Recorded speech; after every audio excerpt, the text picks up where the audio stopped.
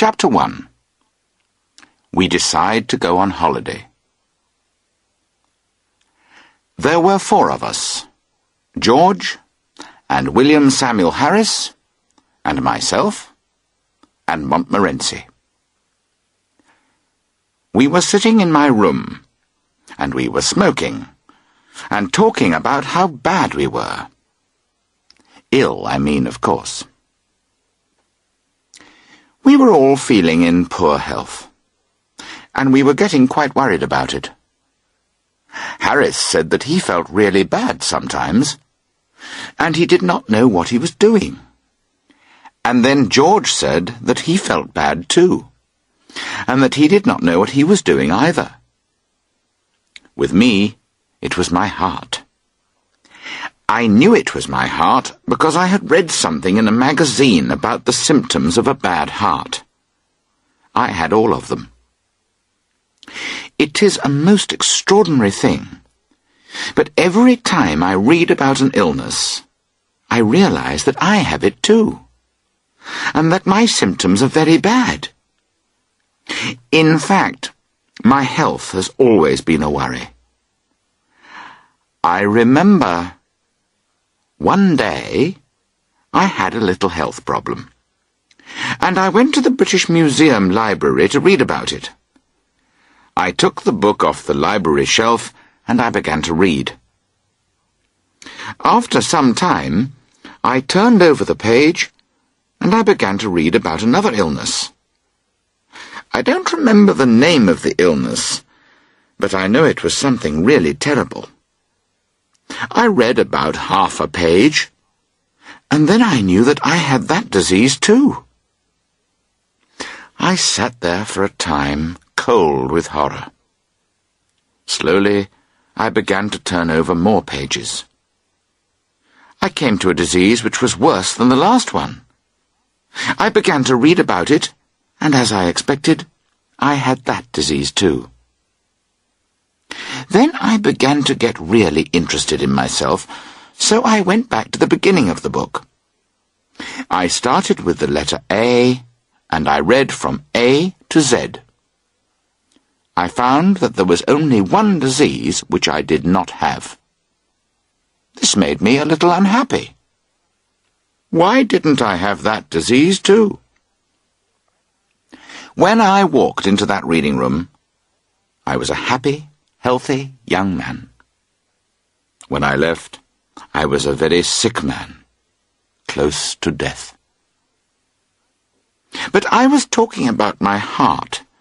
Nobody understood how ill I really was. I had this bad heart when I was a boy. It was with me all the time. I knew that it was my heart because I had all the symptoms of a bad heart. The main symptom was that I did not want to work. Of course, nobody understood that the problem was my heart. Doctors were not so clever then. They just thought that I was lazy. "Why, you lazy boy, you," they used to say. "Get up and do some work for once in your life." They did not understand that I was ill. And they did not give me medicine for this illness. They hit me on the side of the head. It is very strange, but those blows on my head often made the illness go away for a time. Sometimes just one blow made the sickness disappear and made me want to start work immediately. Anyway, that evening, George and William Harris and I sat there for half an hour and described our illnesses to each other. I explained to George and William Harris how I felt when I got up in the morning. William Harris told us how he felt when he went to bed. Then George stood in front of the fire, and with great feeling, he showed us how he felt in the night. George always thinks he is ill, but really, there is never anything the matter with him, you know. At that moment, Mrs. Poppets, my housekeeper, knocked on the door. She wanted to know if we were ready to have supper. We smiled sadly at each other, and then we said that perhaps we should try to eat something. Harris said that a little food helped to prevent illness. So Mrs. Poppets brought the supper in. We sat down at the table, and for half an hour we managed to play with some steak and chips, and with a large cake that Mrs. Poppets had made. When we had made ourselves eat something, we filled our glasses and we lit our pipes. Then we began to talk about our health again. We were not quite sure what was the matter with us. However, we were all quite certain of one thing. We had been doing too much work. "We need a rest," Harris said. "A rest and a change," George added. I agreed with George, and I said that perhaps we could go to the country. We could find a nice, quiet place, and we could sit in the warm summer sun. We could go somewhere peaceful, far away from other people. Harris said that he thought that would be awful. He added that he had been to a place like that once.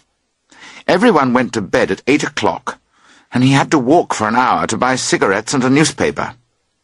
"No," Harris said. "If you want a rest and a change, then the sea is best." I said that this was a terrible idea. A sea trip is fine if you are going for a month or two, but not for a week. I know what it is like. You start out on Monday, and you think that you are going to enjoy yourself. You wave goodbye happily to your friends. You walk up and down on the ship like Captain Cook, Sir Francis Drake, or Christopher Columbus.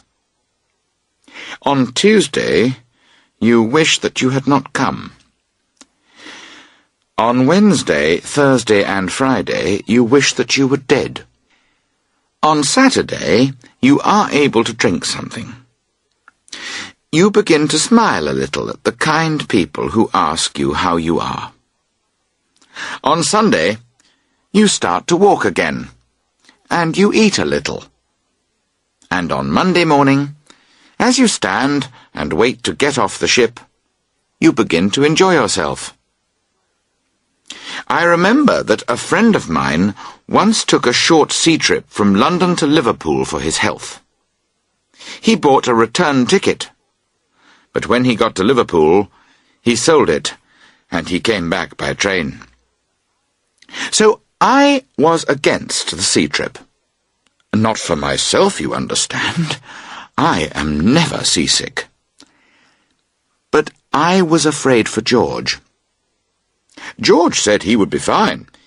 In fact, he said he would quite like it, but he thought that Harris and I would both be ill. Harris said he was never seasick. In fact, he had often tried to be ill, but he had not succeeded. It is very strange, but when you are on land, you never meet anybody who has ever been seasick. So George said, "Well, let's go up the river then." He added, "We'll have fresh air on the river. The hard work on the boat will make us hungry, so we'll enjoy our food. We'll sleep well, too." Harris replied, "Well, you never have any trouble sleeping anyway. In fact, you're always going to sleep." But in the end, Harris agreed that it was a good idea. I thought that it was a good idea too. The only one who did not like the idea was Montmorency. "It's different for me," his face said. "You like it, but I don't. There's nothing for me to do. I don't smoke. I don't like looking at the trees and the flowers. And when I'm asleep, you'll play about with the boat and I'll fall over the side."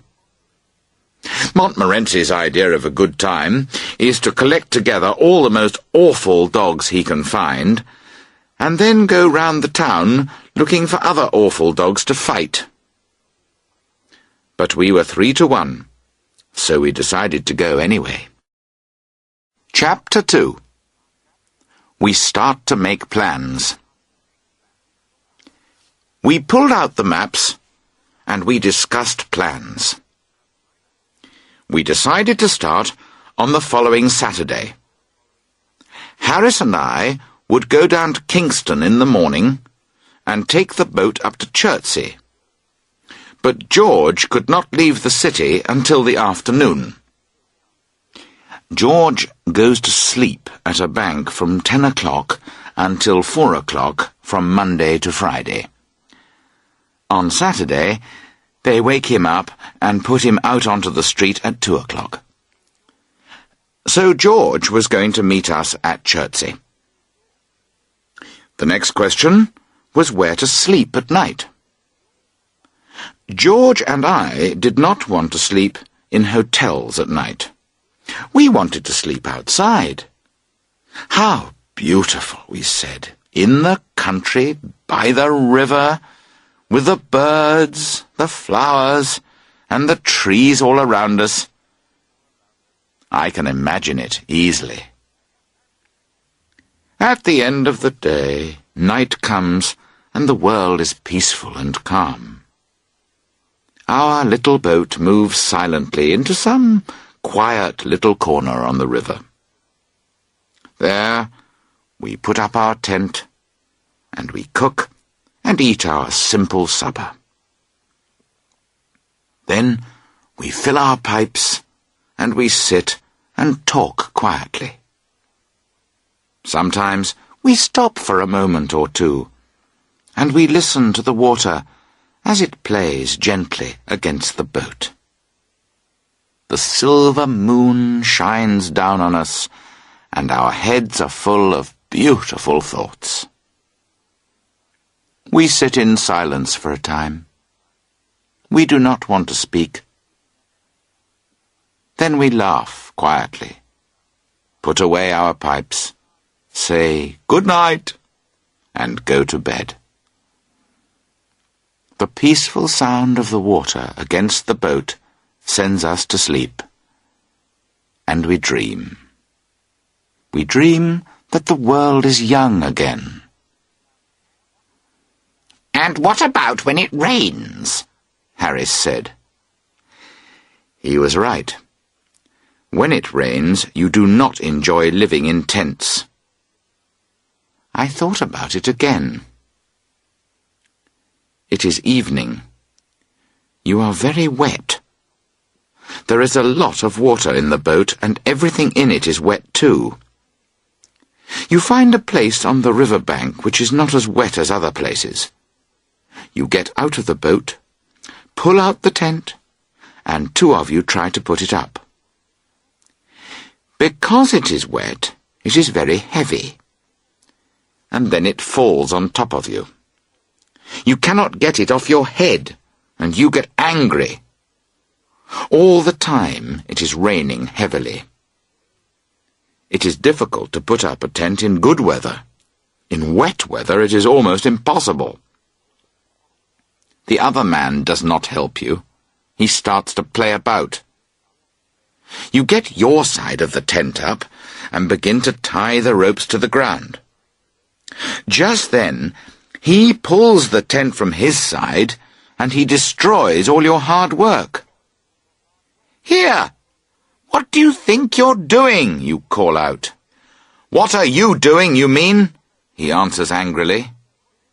"Don't pull it! You've got it all wrong, you stupid man!"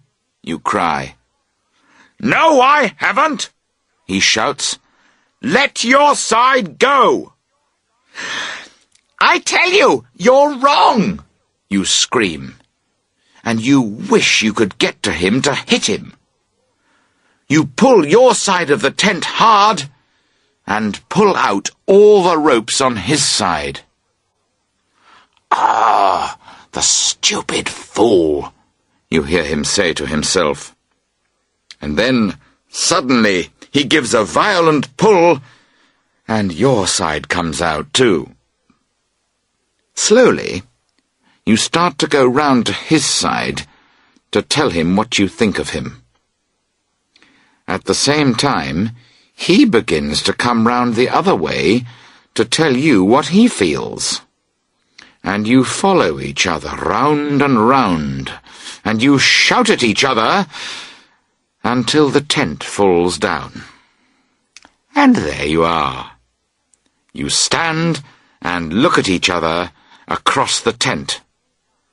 At the same time, you both call out, "There you are! What did I tell you?" Meanwhile, the third man has been trying to get the water out of the boat. The water has run up his arms, and he is wet and angry. Suddenly, he wants to know what you are doing, and why the tent is not up yet. When, at last, the tent is up, you carry the things out of the boat. Supper is mostly rainwater. Rainwater bread, rainwater soup. Happily, you have something strong to drink.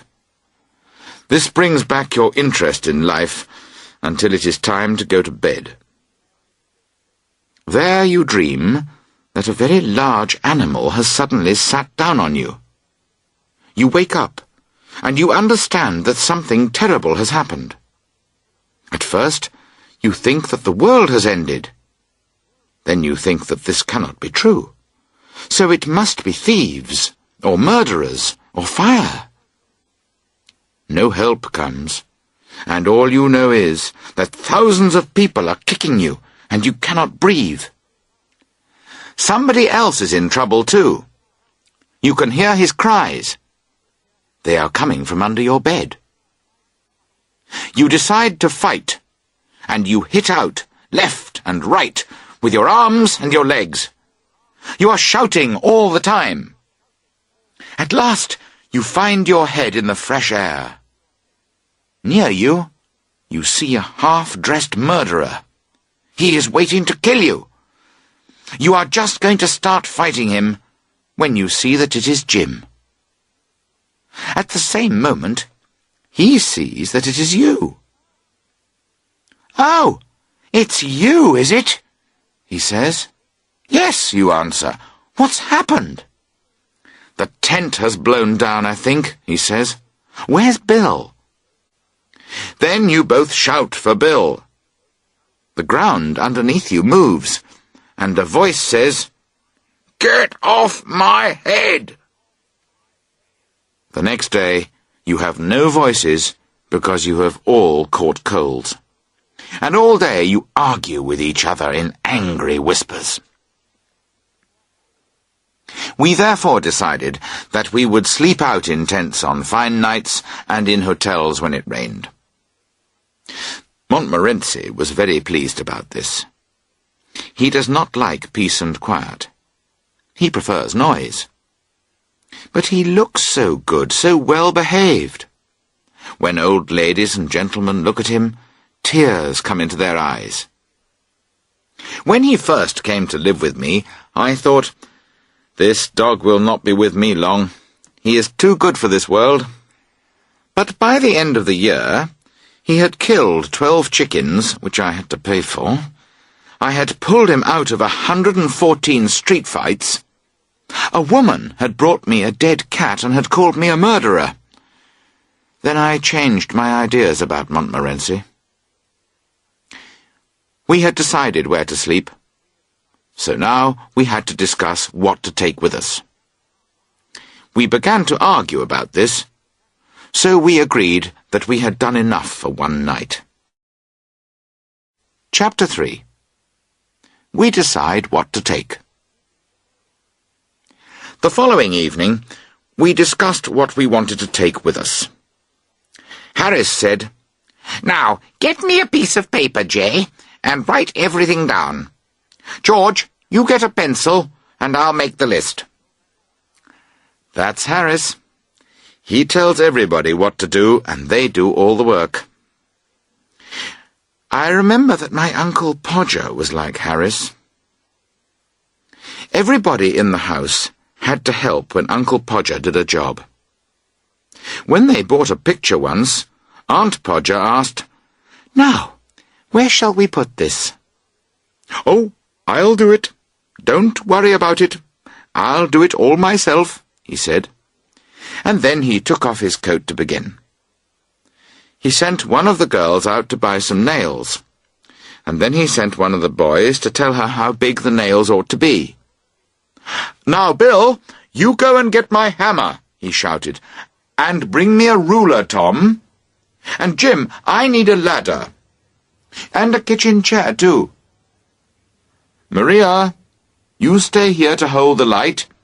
And Tom, come here. You can give me the picture." Then he lifted the picture up, and he dropped it. He tried to catch the glass, and he cut himself. He looked for something to put round his finger, and he could not find anything. So he danced round the house, and he shouted at everybody. Half an hour later, the finger had been tied up, they had bought new glass, and everything was ready. Uncle Podger tried again. Everybody stood round him. They were all ready to help. 2 people held the chair, a 3rd helped him to get on it, a 4th gave him a nail, and a 5th passed him the hammer. He took the nail, and he dropped it. "There," he said sadly, "now the nail's gone." So everybody got down on the ground to look for it. At last we found the nail, but then he lost the hammer. "Where's the hammer? What did I do with the hammer? There are 7 of you there, and you don't know where the hammer is?" We found the hammer for him. But then he lost the place on the wall where he was going to put the picture. So each one of us had to get up on the chair and look for the place. And each one of us thought that it was a different place. Then Uncle Podger tried again himself. This time he fell off the chair onto the piano. His head and his body hit the piano at the same time. The music was beautiful, but Uncle Podger's words were not. Aunt Maria was not pleased. She said that she did not want the children to listen to those terrible words. She added calmly, "The next time that you are going to put a picture on the wall, please tell me. Then I can arrange to go and spend a week with my mother." Uncle Podger got up and tried again. And at midnight, the picture was on the wall. It was not very straight, and everyone was very tired and unhappy. Uncle Podger looked at the picture proudly and said, "You see, it was only a little job." Harris is like that. So I told him that George would write down the list, and I would do the work. He could get the pencil and the paper. The first list was too long, so we started again. "Now," George said, "we don't want to take a tent. We can put a cover over the boat at night. It will be like a little house, lovely and warm and comfortable. It's much easier than a tent." Then we made a list of all the clothes we needed. George told us that he knew all about this kind of thing, and we believed him. We discovered later that this was not true. Next, we talked about the food. "First, breakfast," George began. "We need eggs, cold meat, tea, bread and butter, of course.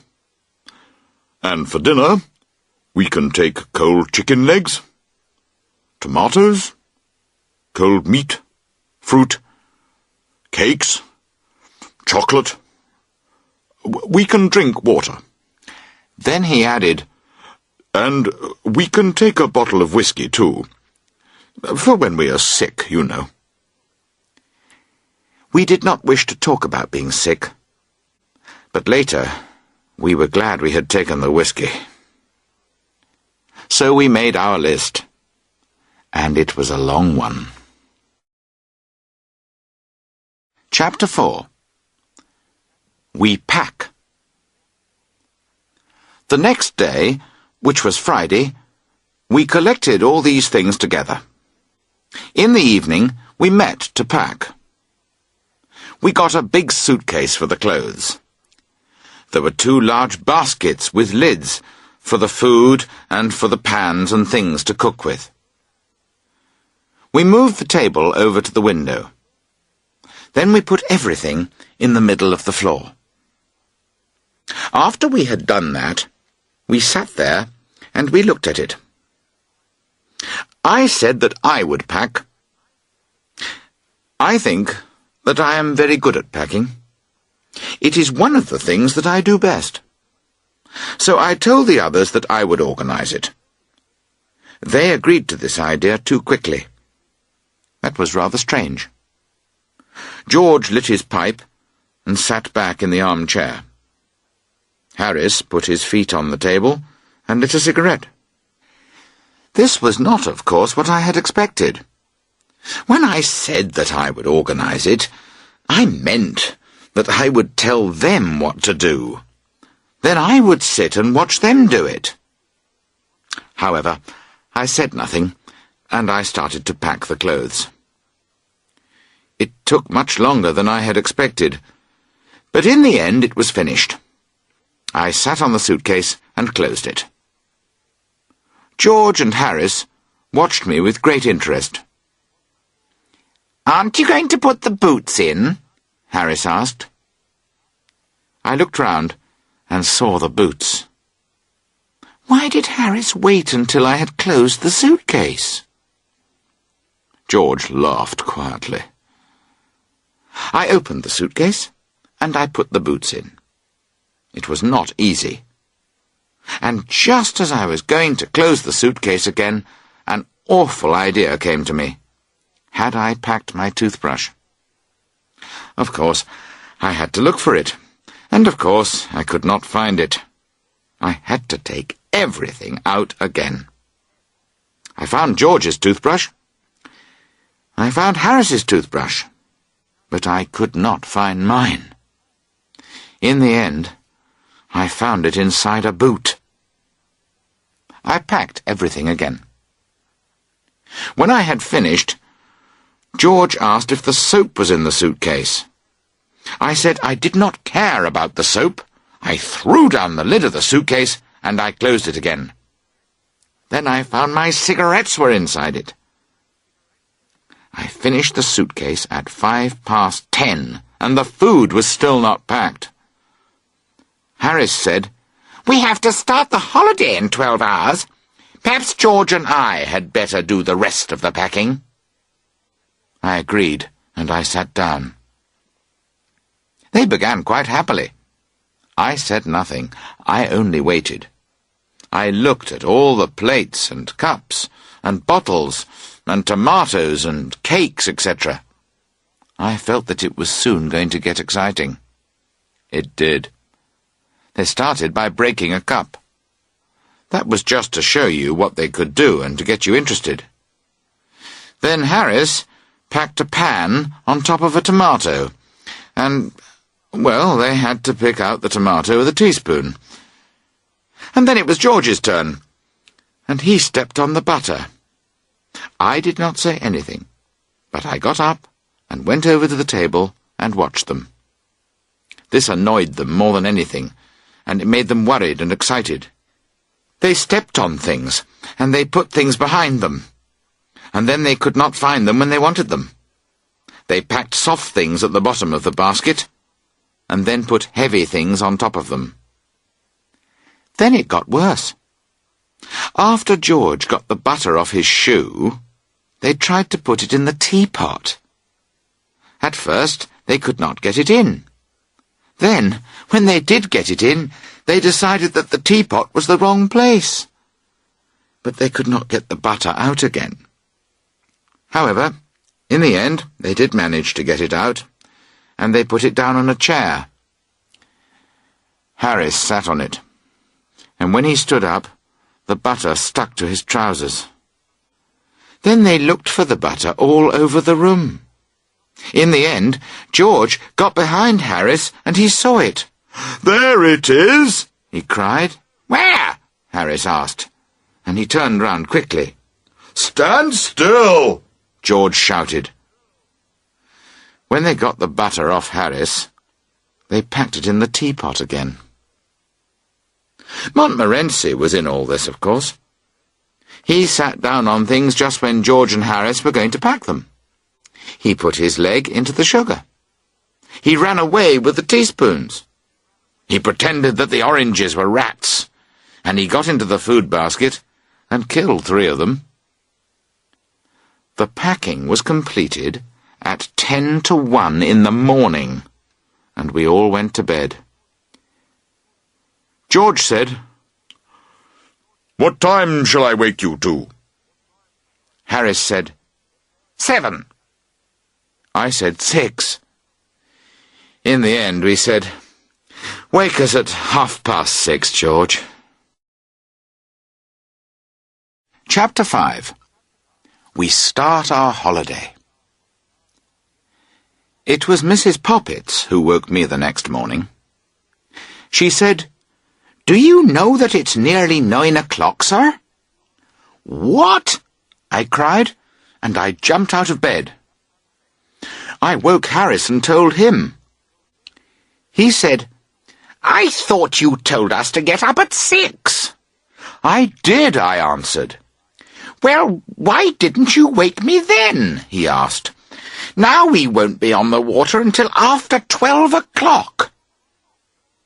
Then we remembered. We looked at George. He was still asleep. Now, it makes me very angry when I see another man asleep and I am awake. We decided to wake George. We ran across the room and we pulled the bedclothes off him. Harris hit him with a shoe, and I shouted in his ear. He woke up. "What?" he began. "Get up, you fat, lazy thing!" Harris shouted. "It's 9:45. Then we began to get ready, and we remembered that we had packed the toothbrushes. So we had to go downstairs to get them out of the suitcase. Finally, we were ready. And Harris said, "We need a good breakfast inside us today." While we were eating, George got the newspaper and read us interesting pieces from it. Pieces about people who had been killed on the river, and interesting reports about the weather. The weather report for that day said, rain, cold, wet to fine, some thunder, and an east wind. But weather reports make me angry anyway. They always tell you what the weather was like yesterday, or the day before. It is never today's weather. It is always wrong. I remember that one autumn I went on holiday. On that holiday, the weather reports in the newspaper were always wrong. On Monday it said, heavy rain with thunder, so we did not go out that day. All day people passed our house. They were all going out, happy and smiling. The sun was shining, and there were no clouds in the sky. "Ah," we said as we watched them, "they'll be very wet when they come back, though." And we laughed. Then we sat down by the fire and read our books. At 12 o'clock the room was too hot, and the sun was still shining. "Well, it will rain this afternoon then," we told ourselves. The rain never came. The next morning we read that it was going to be sunny and very hot. So we dressed in light clothes and we went out. Half an hour later it began to rain hard, and a very cold wind blew up. And this went on all day. We came home with colds, and we went to bed. But on the morning of our holiday, it was bright and sunny, and George could not make us unhappy. So he went to work. Harris and I finished the rest of the breakfast. Then we carried all our luggage into the road. We tried to get a taxi. Usually, taxis come along every 3 minutes. In fact, there are usually too many taxis. However, that morning we waited 20 minutes for a taxi. A crowd of interested people collected to watch us. I think it was because we had so much luggage. There was a big suitcase, a small bag, 2 baskets, several blankets, some fruit in a brown paper bag, some pans, some umbrellas, and 4 or 5 coats and raincoats. After a very long time, a taxi arrived and stopped for us. We packed our things into it, kicked 2 of Montmorency's friends out of the taxi, and started on our holiday. The crowd of people waved goodbye to us. Chapter 6. On the River. At Kingston, our boat was waiting for us. Harris and I put all our things into it, and we moved off along the River Thames. Montmorency was at the front of the boat. We travelled along the river without any accidents. Well, there was only one little accident. That was when the boat hit the river bank, and Harris fell over backwards. When we came to Hampton Court Palace, Harris asked me if I had ever been in the maze there. He told me a story about it. He went into the maze once to show a friend the way. He had studied a map of the maze, and so he knew it was very easy to get out of it again. Harris said to his friend, "We'll just go in and walk around for 10 minutes, and then we'll come out and get some lunch. It's easy, you see. You just keep taking the first turning to the right." Soon after they had gone in, they met some people. These people said that they had been there for 3/4 of an hour. They said they wanted to get out. Harris said, "Follow me. I'm going out myself in about 10 minutes." The people all said that Harris was very kind, and they began to follow him. As they were going along, they collected other people who wanted to get out. In the end, all the people in the maze were following Harris. There were about 20 of them. Some of them had thought that they were never going to see their friends and their families again. One woman was carrying a baby. She held on to Harris's arm because she did not want to lose him.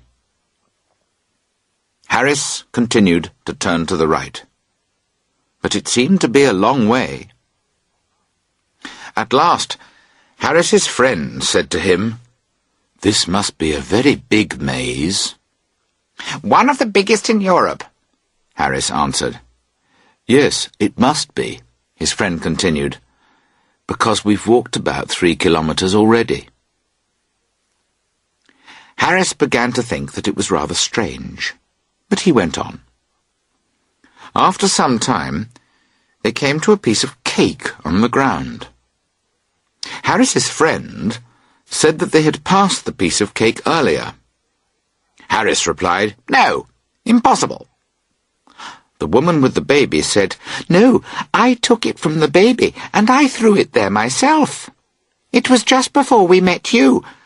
In fact, I wish I never had met you," she added.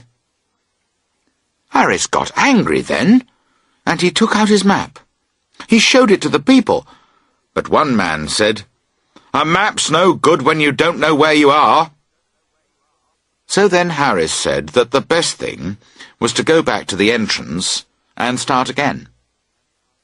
Everybody agreed, and they all turned and followed Harris the other way. After 10 minutes, they found themselves in the centre of the maze. Harris was going to pretend that he wanted to be in the centre, but the crowd looked dangerous, so Harris decided to say that it was an accident. Anyway, now they knew where they were on the map, and it looked easy. So they all started off again for the third time. And 3 minutes later, they were back in the centre again. After that, every time they tried again, they arrived back in the centre.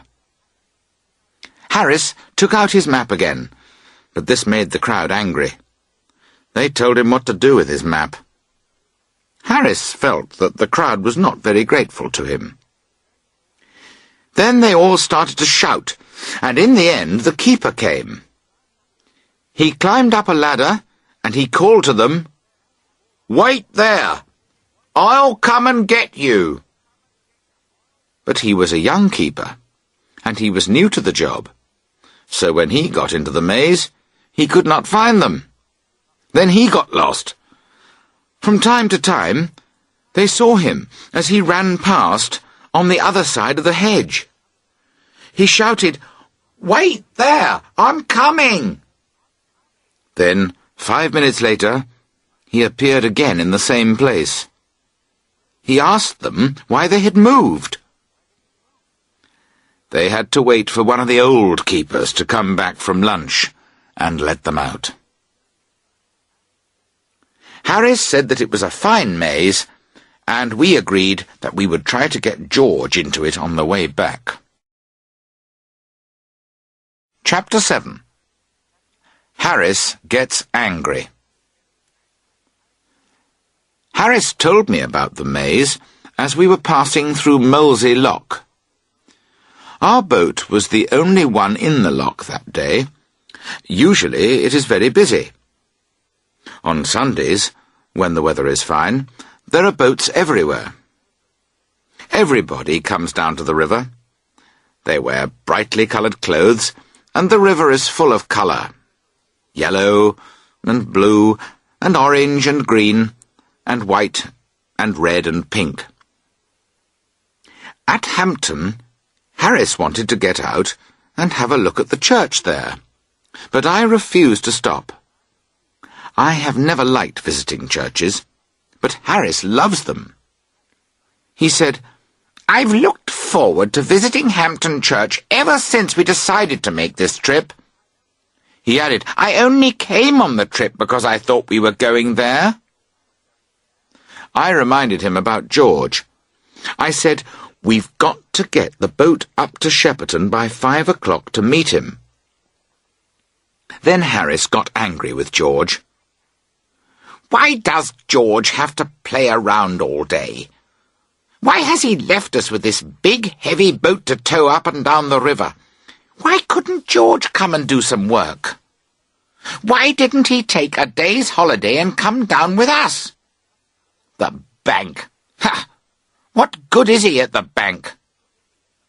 He stopped for a moment, and then he continued. "I never see him doing any work there. He sits behind a bit of glass all day, and he pretends to do something. What's the good of a man behind a bit of glass? I have to work. Why can't George work? What does he do at the bank? What good are banks anyway? They take all your money, and then when you write out a cheque, they send it back. They say you've spent all your money. What's the good of that? If George was here, we could go to see that church. Anyway, I don't believe he's at the bank. He's playing about somewhere. That's what he's doing, and we've got to do all the work. I'm going to get out and have a drink." I told him that there were no pubs nearby, and then he started shouting about the river. "What good is the river? We'll all die of thirst. No pubs!" It's better to let Harris go on shouting when he gets angry. Then he gets tired, and he's quiet afterwards. I reminded him that we had water in the boat, Then he started shouting about water. He said drinks like that made people ill. However, he said that he must drink something. He climbed onto the seat, and he bent down to get the bottle out of the basket. It was at the bottom, and he had to bend down lower and lower. At the same time, he was trying to steer the boat, and he pulled the wrong rope. The boat turned sharply and bumped into the bank of the river, and Harris fell into the basket. He stood there on his head, and he held on to the side of the boat. His legs were in the air. He could not move in case he fell over. He had to stay there until I could catch his legs and pull him back, and that made him more angry. We stopped under the trees by Kempton Park, and we had lunch. It is very pretty there, on the grass by the river, under the trees. We had an excellent meal, and Harris calmed down and began to enjoy himself again. By 3:30, we had reached Sunbury Lock. Then we went up to Walton, which is quite an interesting place. Julius Caesar stayed there with his soldiers. Queen Elizabeth I, she was there too. You can never get away from that woman. She was everywhere. Next we came to Halliford and Shepperton. There is an old church at Shepperton, and I was worried in case Harris wanted to go and visit it. I saw him looking towards it as we came near, but I moved the boat quickly, and Harris's cap fell into the water. We had to get it back, of course. Luckily, he was very angry with me, and so he forgot about his church. As we came up to the lock at Weybridge, we saw something brightly coloured on one of the lock gates. When we looked closer, we saw that it was George. Montmorency started to bark madly. I shouted, and Harris called out wildly. George waved his cap and yelled back to us. The lock-keeper ran out because he thought someone had fallen in the water. He seemed annoyed when he saw that no one had fallen in. Chapter 8. George starts work. We decided that now George was there, he was going to do some work. He did not want to work, of course. "I've had a bad day at the bank," he explained. Harris, who is sometimes a little cruel, said, "Ah, and now you're going to have a bad time on the river for a change. A change is good for you. Come on, get out of the boat and tow." George could not refuse, really, but he did say, "Perhaps it would be better if I stayed in the boat and prepared the meal. You two can tow the boat." Then he added, "It's very difficult to prepare a meal, and you both look tired." Our only reply was to give him the rope. So he started walking, and he pulled the boat behind him. Sometimes people forget that they are towing a boat. And later, George told us a story about this. George had once seen a man and a young lady who were walking by the side of the river. They were pulling a rope behind them, and they were talking to each other. They did not notice that there was no boat on the end of the rope. Of course, they probably had a boat on the end of the rope when they started out, but it had disappeared. The two young people were not worried about this. They had their rope. They did not seem to care that there was no boat. George was going to call out to tell them about it. But just then he had an idea. He took hold of the rope, and he tied it to his own boat. Then he and his 3 fat, heavy friends sat in the back of their boat and lit their pipes. And that young man and young woman towed George and his friends up to Marlow. It was when they reached the lock that they looked back. Suddenly, they understood that they had been towing the wrong boat. George said, "I've never seen anyone look as sad as those two young people then." The young man was a bit annoyed. In fact, he was probably going to say something angry to George and his friends. But just then, the young woman cried wildly, "Oh, Henry, then where's Aunt Mary?" "Did they ever get the old lady back?" Harris asked. George replied that he did not know. But the most exciting thing of all is to let girls tow your boat. Let me tell you about it.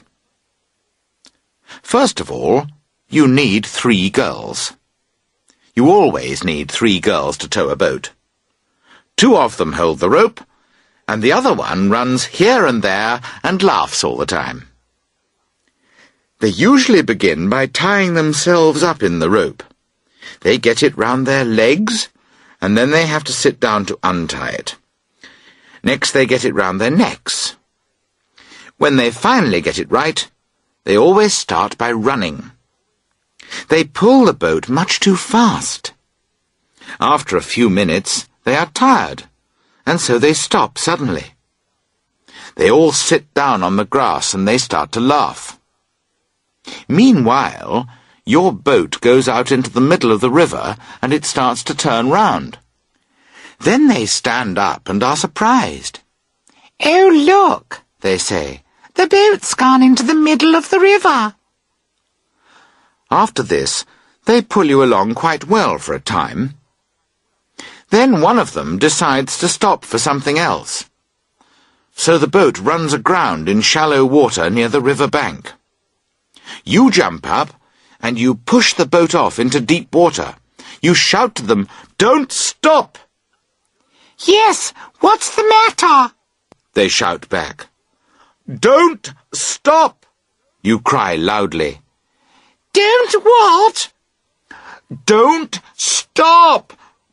Go on! Go on!" "Go back, Emily, and see what they want," one of them says. And Emily comes back and asks, "What is it? Is anything wrong?"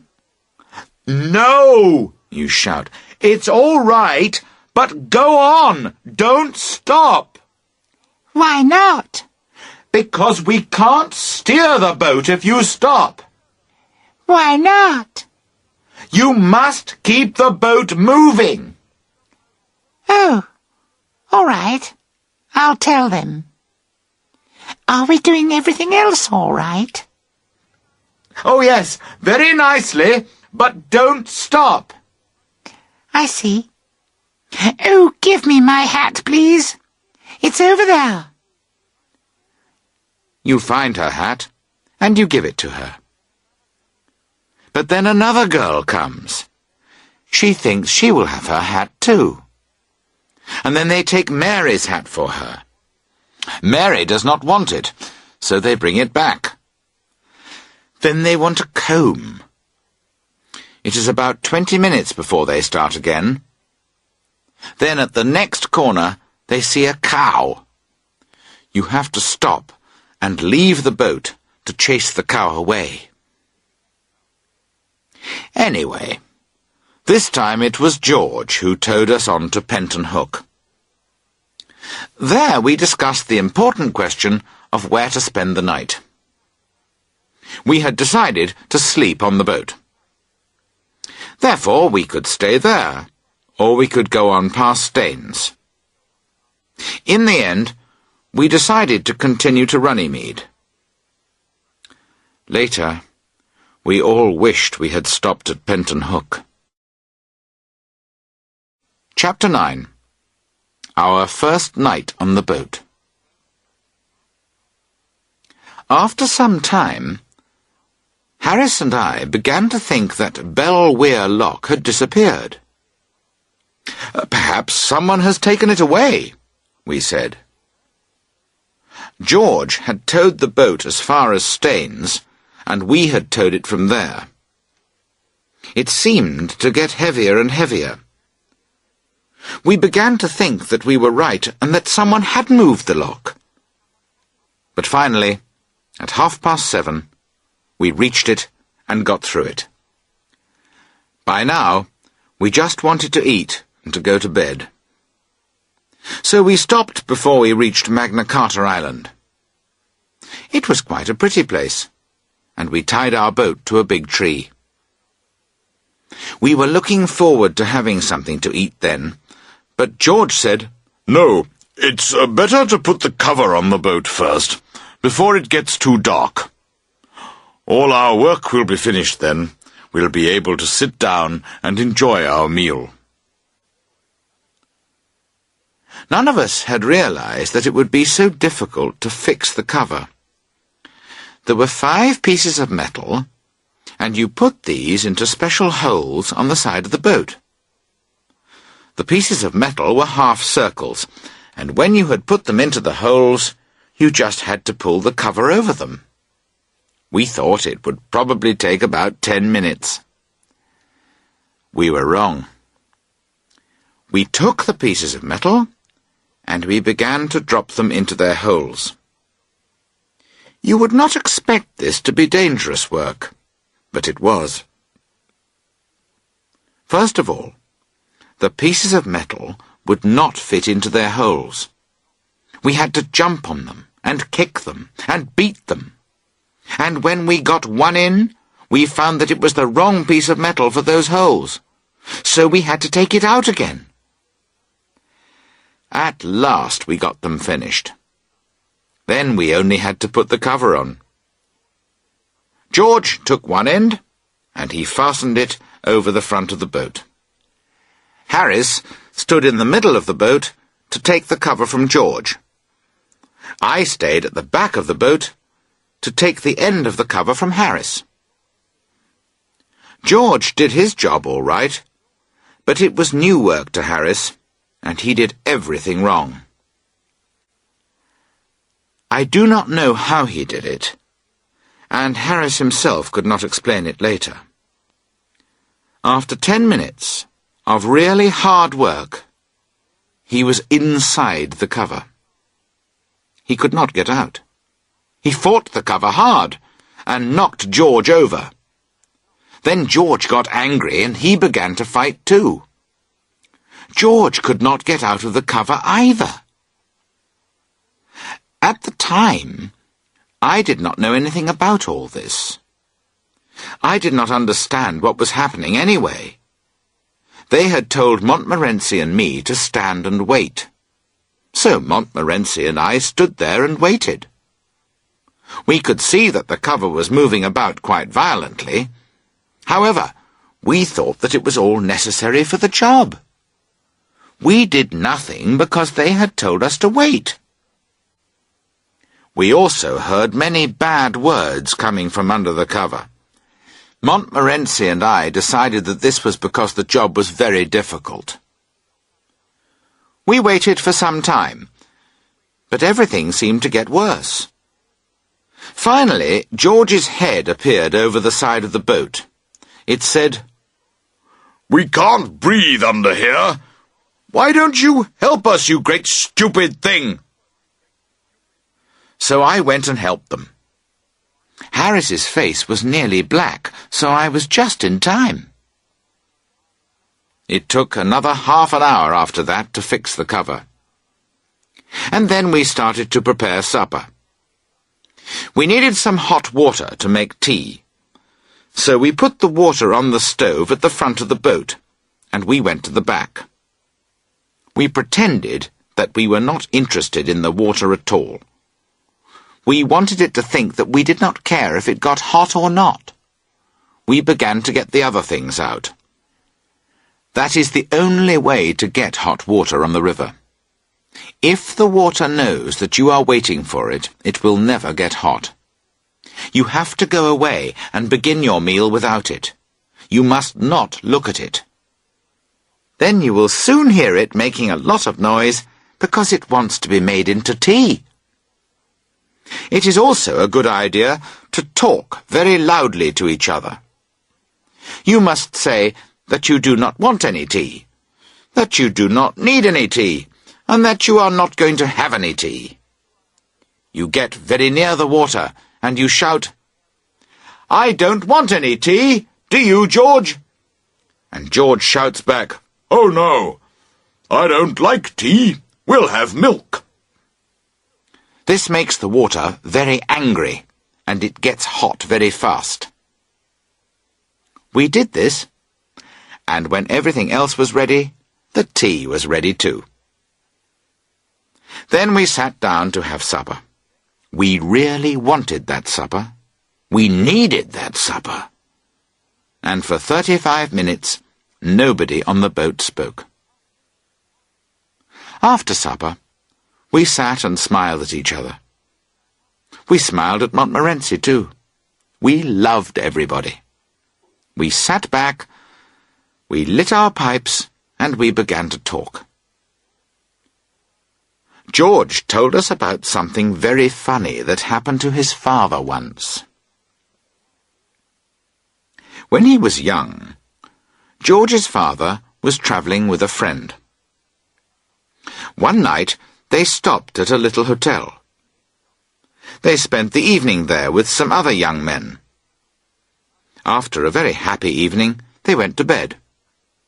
It was late, and by that time they, George's father and George's father's friend, were feeling quite happy themselves.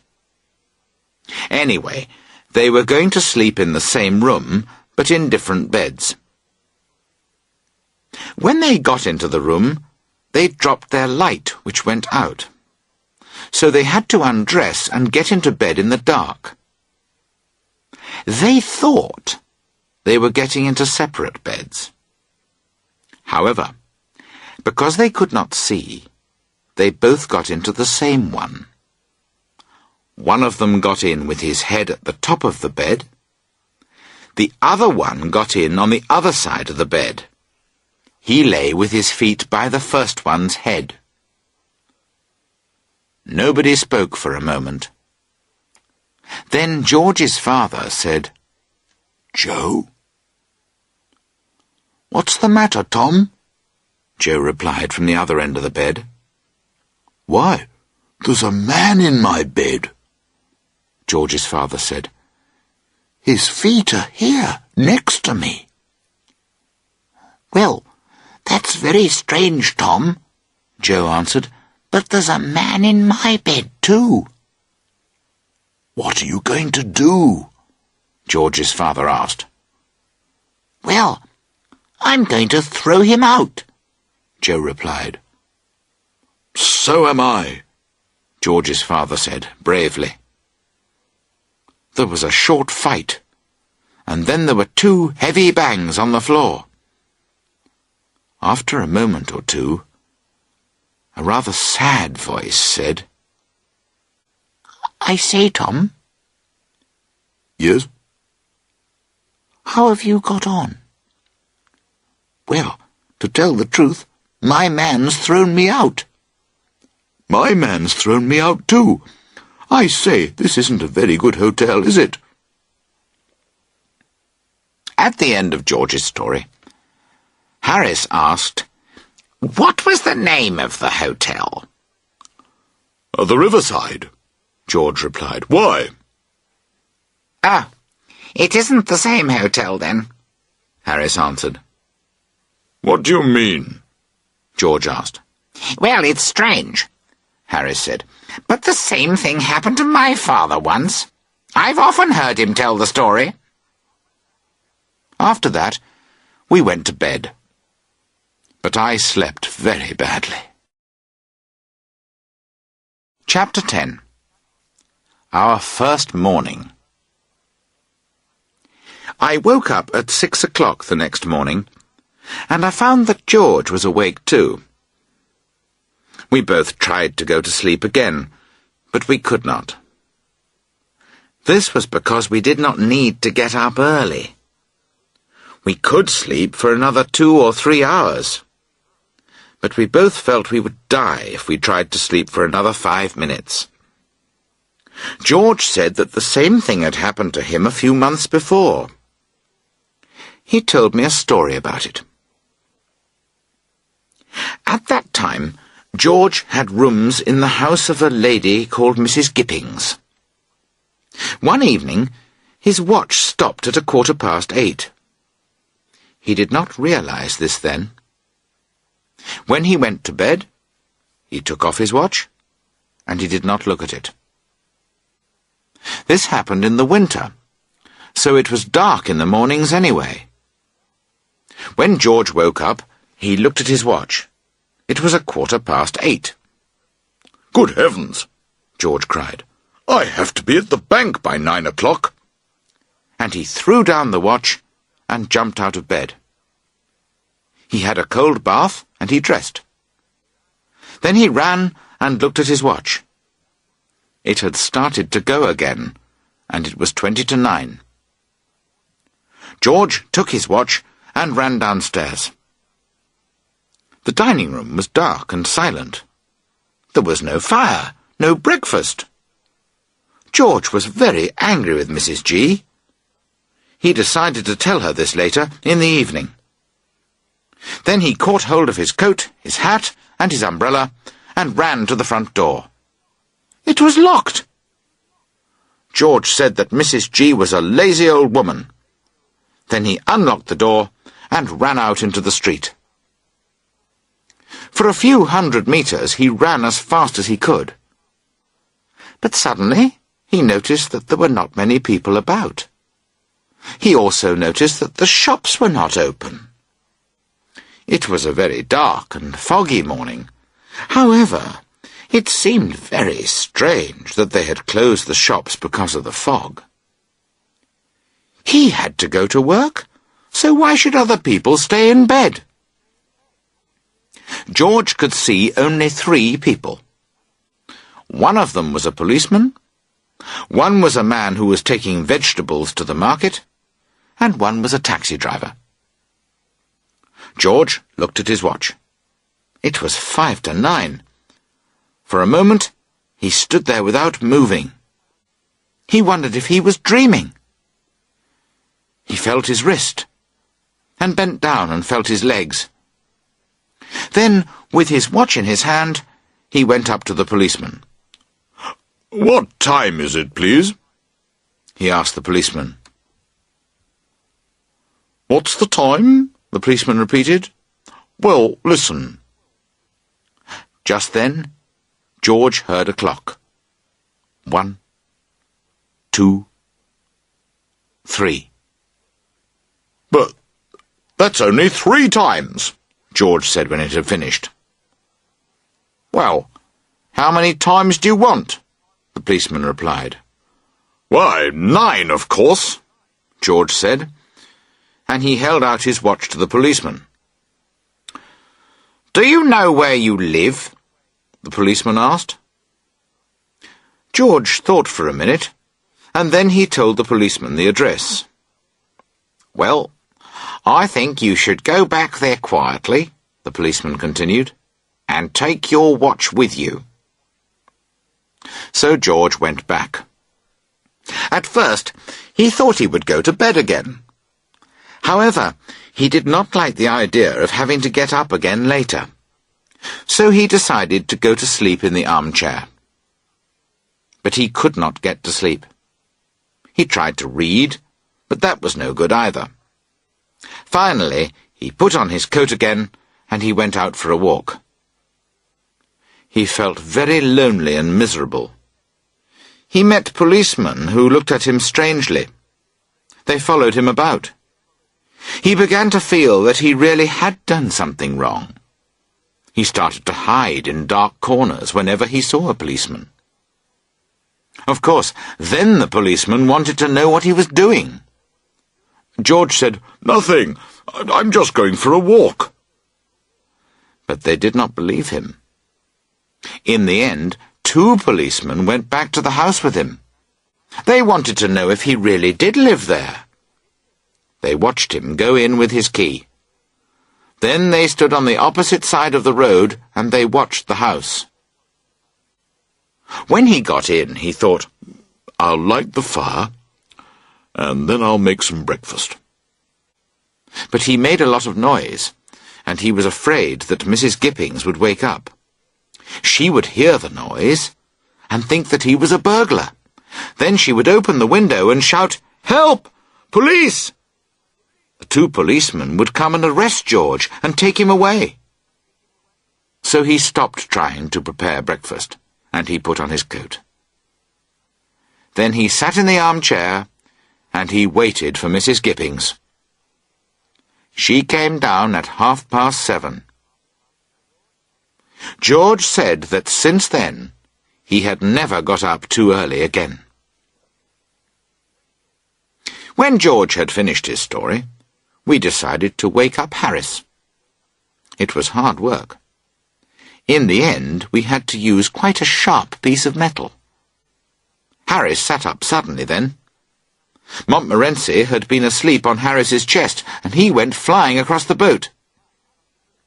After that, we pulled up the cover, and we put our heads over the side of the boat. We looked down at the water. The night before, we had decided to get up early. We would throw off the cover, and we would jump into the water with shouts of happiness. Then we would enjoy a long swim. But now that morning had come, it did not seem to be a very good idea. The water looked wet and cold. The wind felt cold too. "Well, who's going to go in for a swim first?" Harris said finally. Nobody hurried to be the first one. George put his head back inside the boat. Montmorency barked with horror at the idea. Harris said it would be difficult to climb back into the boat again from the water. Then he went back into the boat to look for his trousers. I did not want to give up the idea absolutely. I decided to go down to the edge of the river and then splash some water over myself. So I went out onto the river bank, and I began to move carefully along the branch of a tree which was over the water. It was very cold, and I thought I would not splash water over myself after all. I would go back into the boat and dress.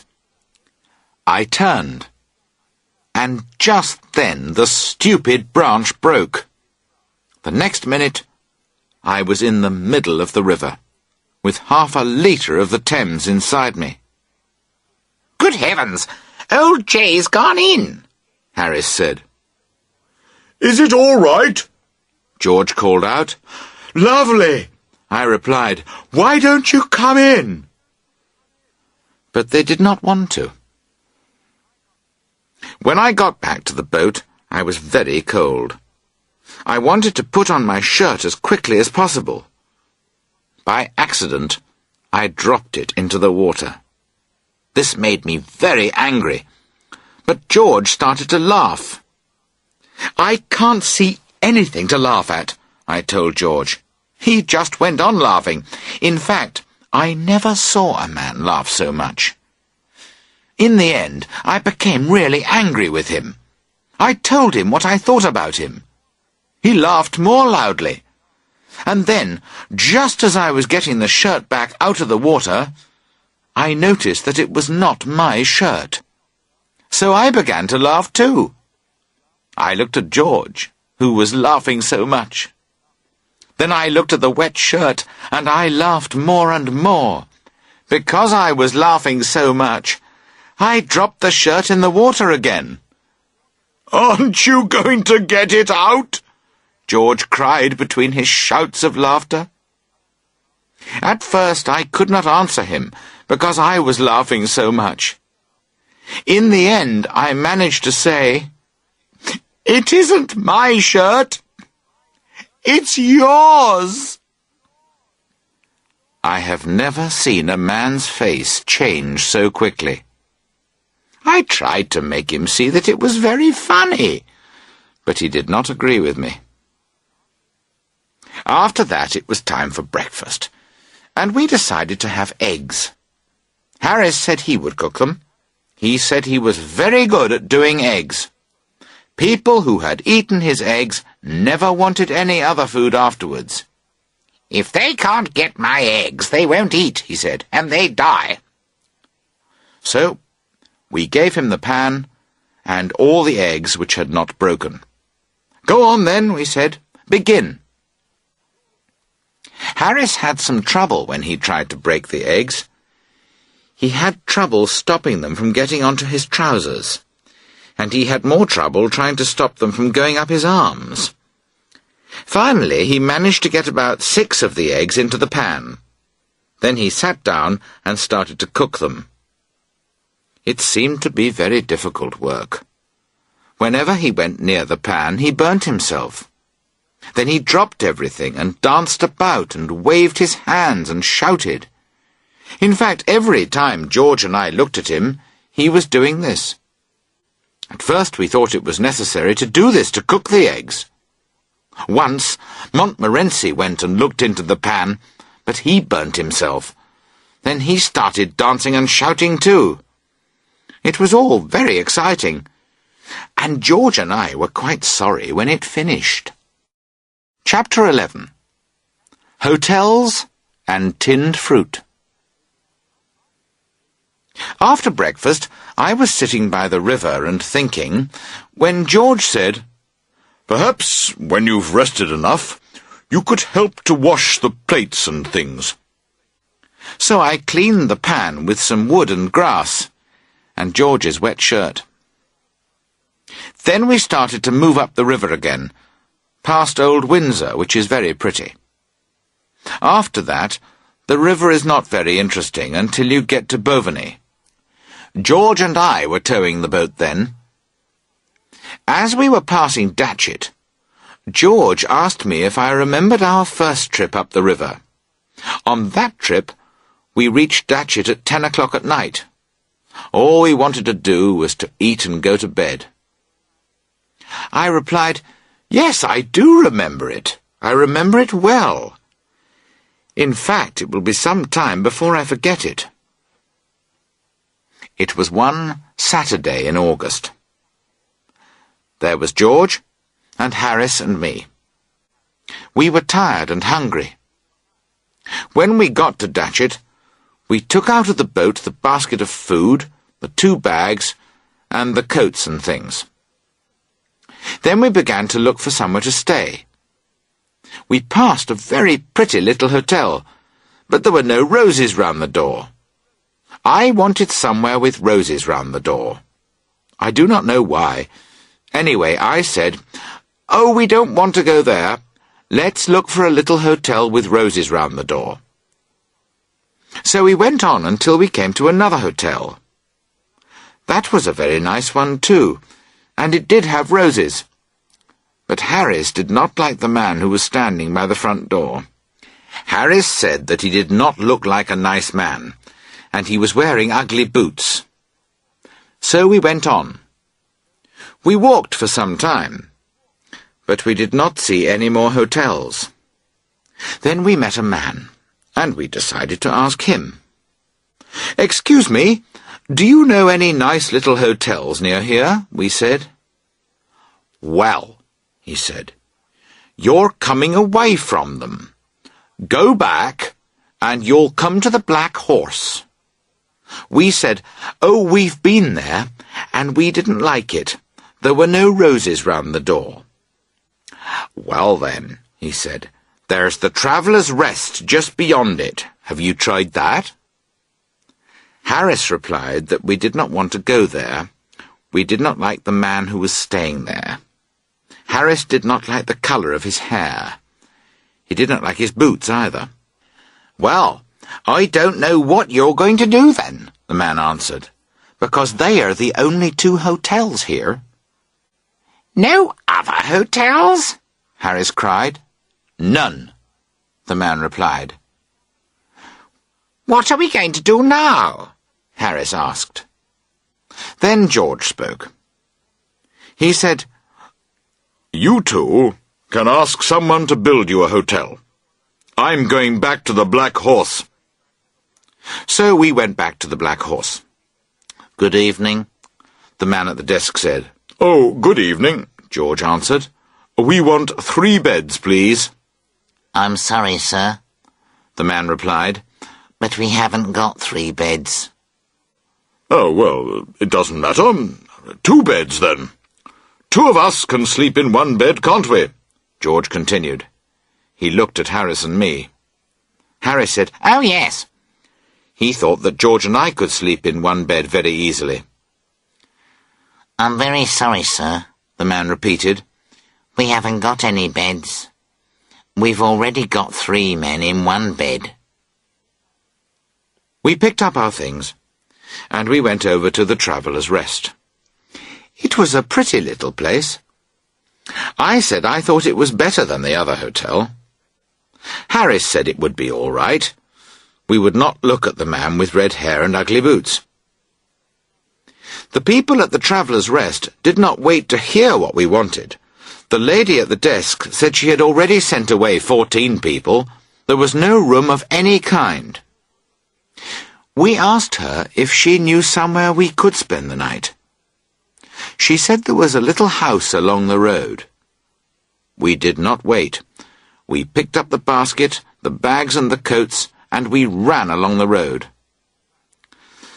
The people there laughed at us. There were only 3 beds in the house, and there were 7 men there already. Someone said, "Why don't you try the little shop next to the Black Horse?"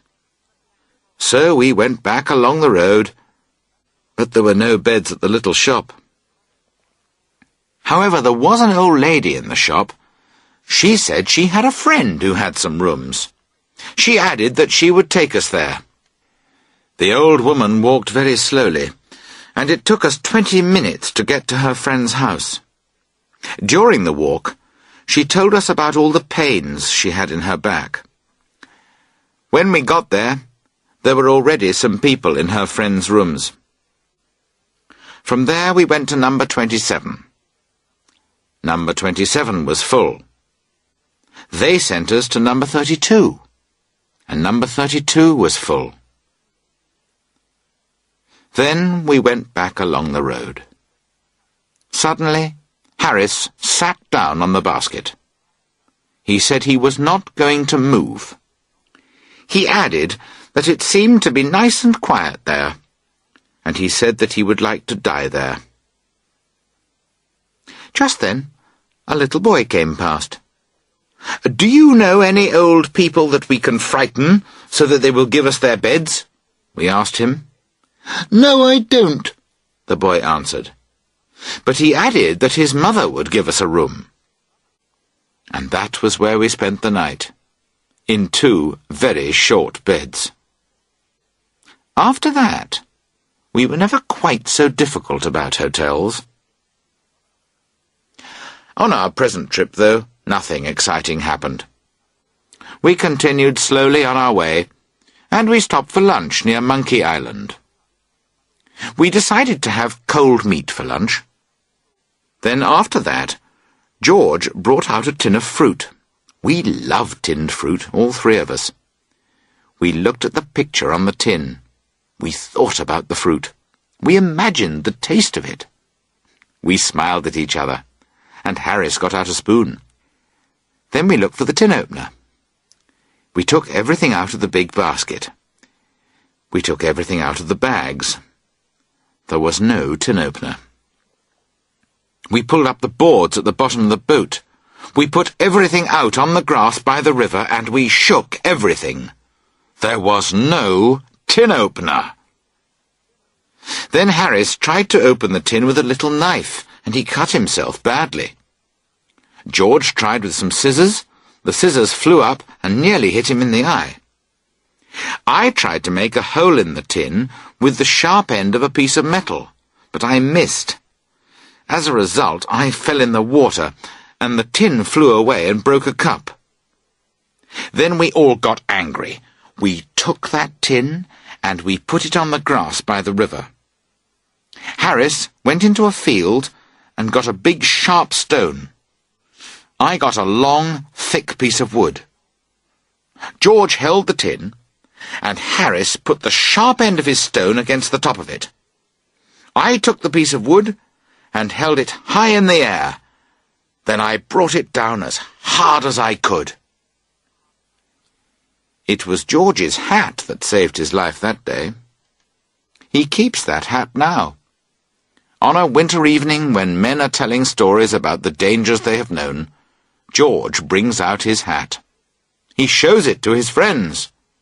Then he tells the story again, and he adds more details to it each time. Harris was not hurt too badly. After that, I took the tin away. I beat it until I was exhausted and miserable. Then Harris took it. We beat it until it was long and thin. We beat it until it was square. We hit it with the wood until it was every shape there is, but we could not make a hole in it. Then George tried, and he knocked it into a shape which was strange and terrible and ugly. It frightened him, and he threw away the piece of wood. Then the three of us sat round that tin on the grass, and we looked at it. There was one big line across the top of the tin that looked like a mouth. It seemed to be laughing at us, and this made us very angry. So Harris ran at it and picked it up. He threw it as hard as he could into the middle of the river. As it went down into the water, we shouted awful things at it. Then we got into the boat, and we left that place, and did not stop until we reached Maidenhead. We went through Maidenhead quickly, but after that we travelled along more slowly. We stopped for tea just before we got to Cookham. By the time we got through the loch it was evening. It was a bit windy, and someone had made a mistake because the wind was behind us. That does not usually happen. But that afternoon the wind actually helped us on our way, and the boat moved quite fast. There were no other people on the river, except for 3 old men. They were sitting in a boat, and they were fishing. As we got nearer, we could see that they were old. They were also quite serious, because they were watching their fishing lines very carefully. The sun was going down, and it threw a red light across the water. It was very beautiful, and we felt that we were sailing into some strange land. We did not sail into some strange land. We went straight into that boat with the 3 old men in it. At first we did not know what had happened, but then, from the words which rose on the evening air, we understood that we were near people. We also understood that those people were not happy. We had knocked those 3 old men from their seats, and they were all lying on the bottom of their boat. They were trying to stand up, and they were picking fish off themselves. As they worked, they shouted unkind things about us. Not just the usual things, but special things about us and about our families. Harris called out, "You ought to be pleased that something so exciting has happened to you."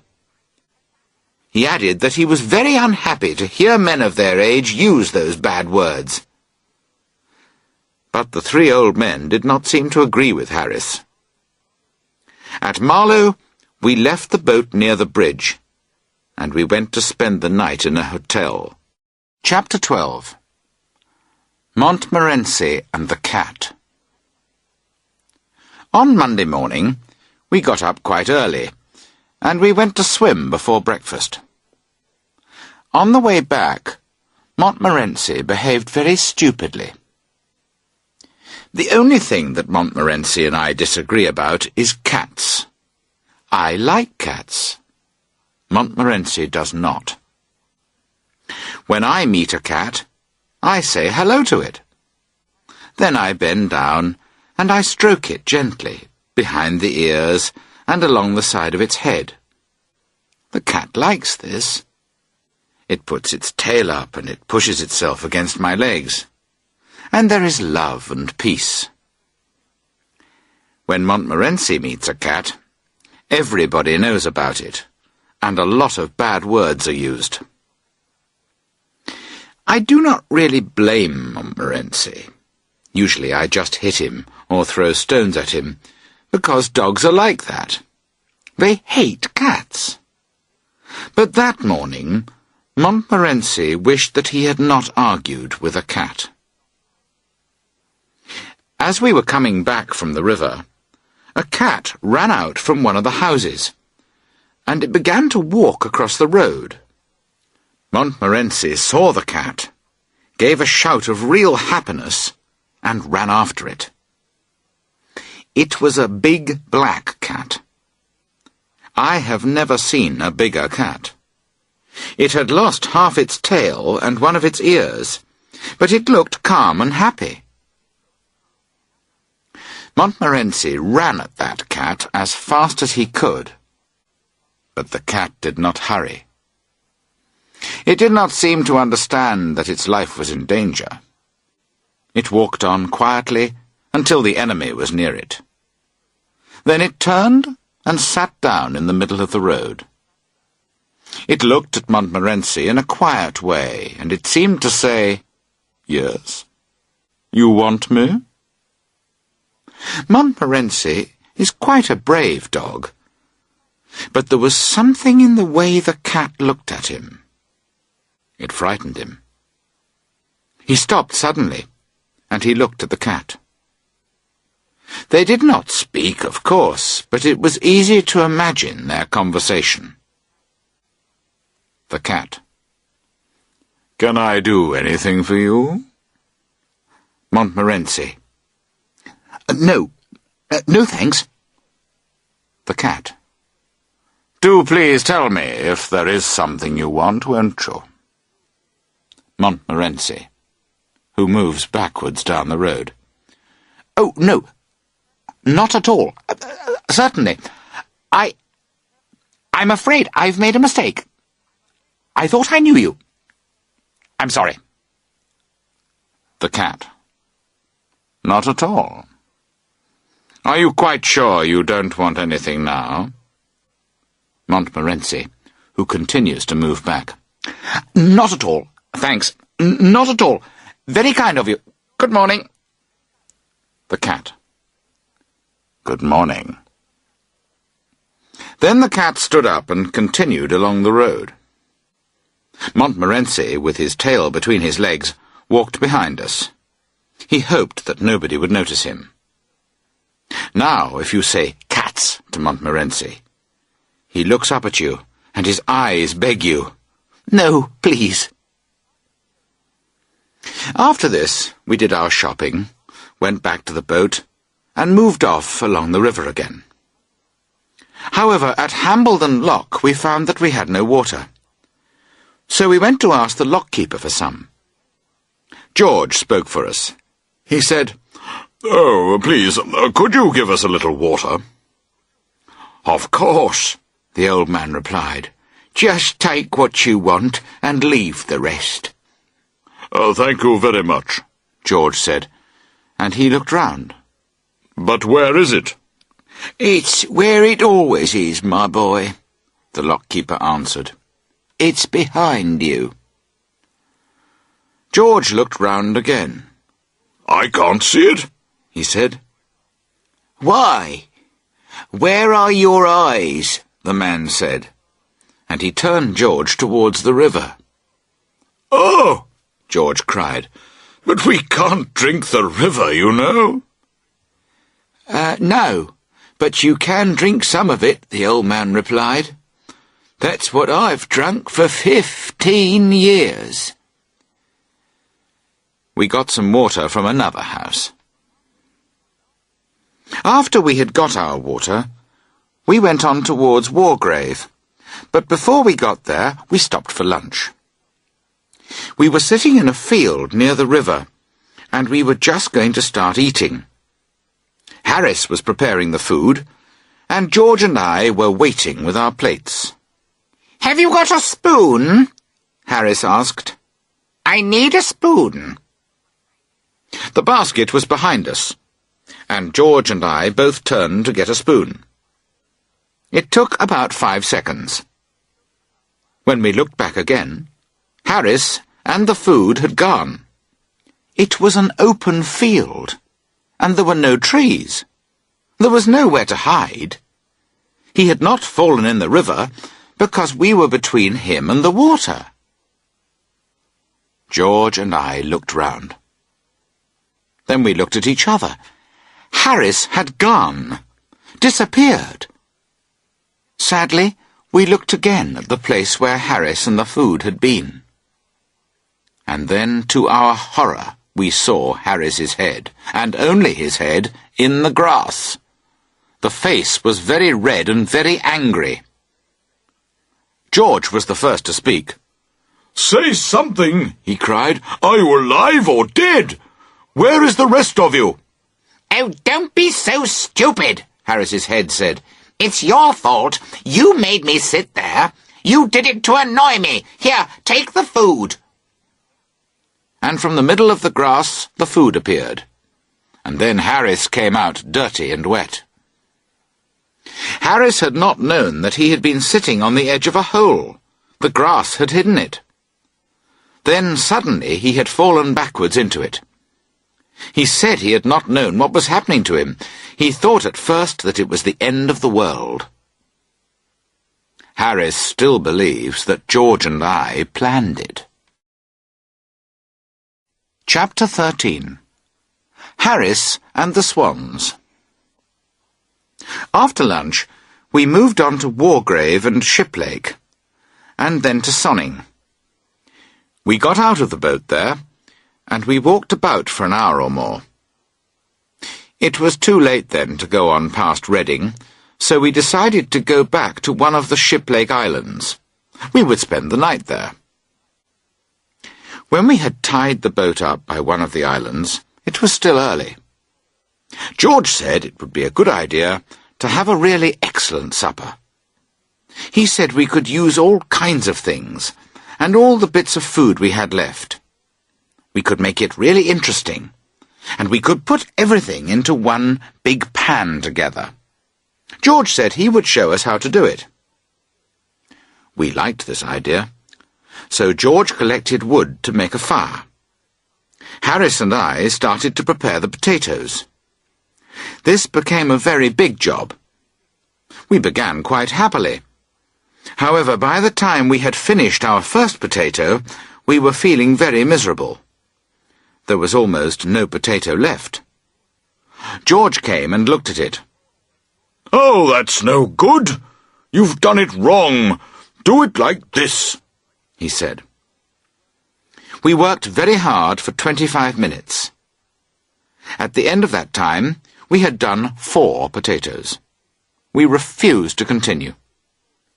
George said it was stupid to have only 4 potatoes, so we washed about 6 more. Then we put them in the pan without doing anything else to them. We also put in some carrots and other vegetables. But George looked at it, and he said there was not enough. So then we got out both the food baskets. We took out all the bits of things that were left, and we put them in too. In fact, we put in everything we could find. I remember that Montmorency watched all this, and he looked very thoughtful. Then he walked away. He came back a few minutes later with a dead rat in his mouth. He wanted to give it to us for the meal. We did not know if he really wanted to put it in the pan, or if he wanted to tell us what he thought about the meal. Harris said he thought it would be all right to put the rat in.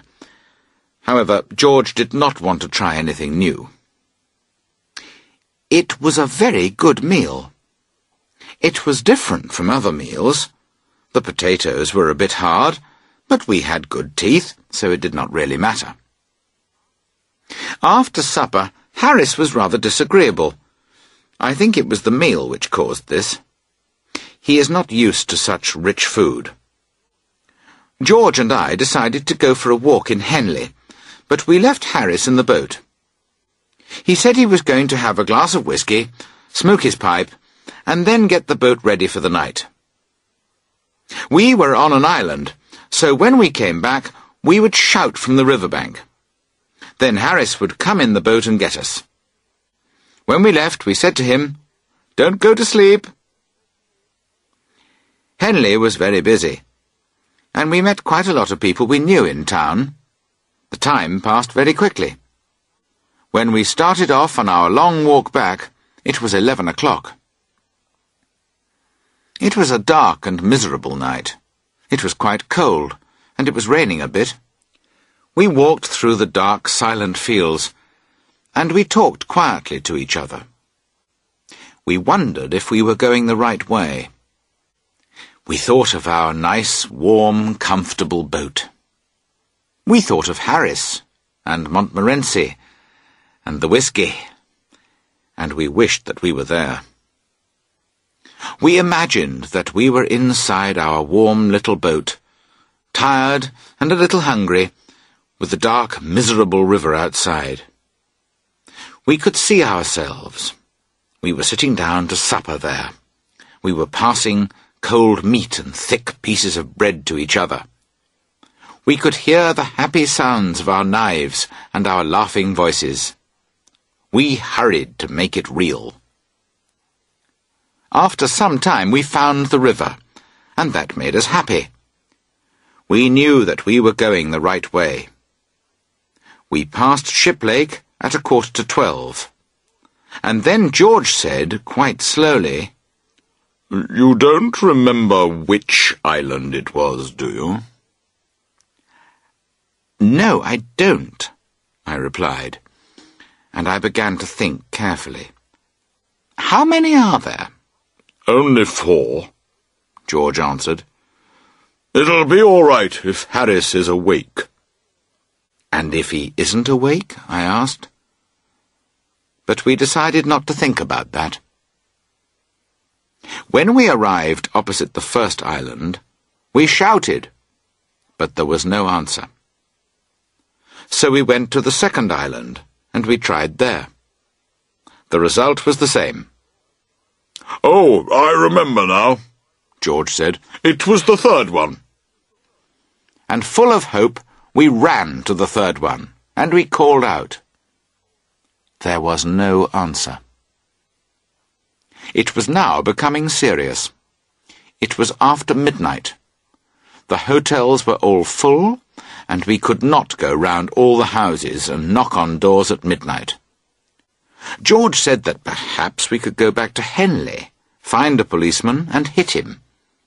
He would arrest us and take us to a police station, and then we would have somewhere to sleep. But then we thought, perhaps he won't arrest us. Perhaps he'll just hit us too. We could not fight policemen all night.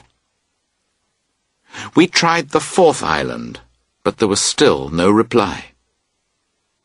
It was raining hard now, and it was not going to stop. We were very cold and wet and miserable. We began to wonder if there were only 4 islands, or if we were on the wrong bit of the river. Everything looked strange and different in the darkness. Just when we had lost all hope, I suddenly saw a strange light. It was over by the trees, on the opposite side of the river. I shouted as loudly as I could. We waited in silence for a moment, and then, oh, how happy we were, we heard Montmorency bark. We continued to shout for about 5 minutes, and then we saw the lights of the boat. It was coming towards us slowly. We heard Harris's sleepy voice. He was asking where we were. Harris seemed very strange. It was more than tiredness. He brought the boat to our side of the river. He stopped at a place where we could not get into the boat, and then immediately he fell asleep. We had to scream and yell to wake him up again. At last we did wake him up, and we got into the boat. Harris looked very sad. In fact, he looked like a man who had had a lot of trouble. We asked him if anything had happened, and he said, "Swans!" We had left the boat near a swan's nest, and soon after George and I had left, Mrs. Swan came back. She started to shout at Harris. However, Harris managed to chase her away, and she went to fetch her husband. Harris said he had had quite a hard battle with these two swans, but he had fought bravely, and in the end he defeated them. Half an hour later, they returned, with 18 more swans. There was another terrible battle. Harris said the swans had tried to pull him and Montmorency from the boat and drown them. But once again, Harris fought bravely for 4 hours, and he had killed them all. Then they had all swum away to die. "How many swans did you say there were?" George asked. 32, Harris replied sleepily. "You said 18 before," George said. "No, I didn't," Harris answered. "I said 12. Do you think I can't count?" We never discovered what had really happened. We asked Harris about it the next morning, but he said, "What swans?" and he seemed to think that George and I had been dreaming. Oh, how wonderful it was to be in the boat again. We ate a very good supper, and then we thought we would have some whisky. But we could not find it. We asked Harris what he had done with it, but he did not seem to understand. The expression on Montmorency's face told us that he knew something, but he said nothing. I slept well that night, although Harris did wake me up 10 times or more. He was looking for his clothes. He seemed to be worrying about his clothes all night. Twice he made George and me get up because he wanted to see if we were lying on his trousers. George got quite angry the second time. "Whatever do you want your trousers for? It's the middle of the night," he cried. "Why don't you lie down and go to sleep?" The next time I woke up, Harris said he could not find his shoes. And I can remember that once he pushed me over onto my side. "Wherever can that umbrella be?" he was saying. Chapter 14. Work, Washing and Fishing. We woke up late the next morning, and it was about 10 o'clock when we moved off. We had already decided that we wanted to make this a good day's journey. We agreed that we would row and not tow the boat. Harris said that George and I should row, and he would steer. I did not like this idea at all. I said that he and George should row, so that I could rest a little. I thought that I was doing too much of the work on this trip. I was beginning to feel strongly about it. I always think that I am doing too much work. It is not because I do not like work. I do like it. I find it very interesting. I can sit and look at it for hours. You cannot give me too much work. I like to collect it. My study is full of it. And I am very careful with my work, too. Why, some of the work in my study has been there for years, and it has not got dirty or anything. That is because I take care of it. However, although I love work, I do not want to take other people's work from them. But I get it without asking for it, and this worries me. George says that I should not worry about it. In fact, he thinks that perhaps I should have more work. However, I expect he only says that to make me feel better. In a boat, I have noticed that each person thinks that he is doing all the work. Harris's idea was that both George and I had let him do all the work. George said that Harris never did anything except eat and sleep. He, George, had done all the work. He said that he had never met such lazy people as Harris and me. That amused Harris. "George? Work?" he laughed. "If George worked for half an hour, it would kill him. Have you ever seen George work?" he added, and he turned to me. I agreed with Harris that I had never seen George work. "Well, how can you know?" George answered Harris. "You're always asleep. Have you ever seen Harris awake, except at meal times?" George asked me. I had to tell the truth and agree with George. Harris had done very little work in the boat. "Oh, come on! I've done more than old Jay anyway," Harris replied. "Well, it would be difficult to do less," George added. "Oh, him! He thinks he's a passenger and doesn't need to work," Harris said. And that was how grateful they were to me, after I had brought them and their old boat all the way up from Kingston, after I had organised everything for them, and after I had taken care of them. Finally, we decided that Harris and George would row until we got past Reading, and then I would tow the boat from there. We reached Reading at about 11 o'clock. We did not stay long, though, because the river is dirty there. However, after that it becomes very beautiful. Goring on the left and Streatley on the right are both very pretty places. Earlier, we had decided to go on to Wallingford that day, but the river was lovely at Streatley. We left our boat at the bridge, and we went into the village. We had lunch at a little pub, and Montmorency enjoyed that.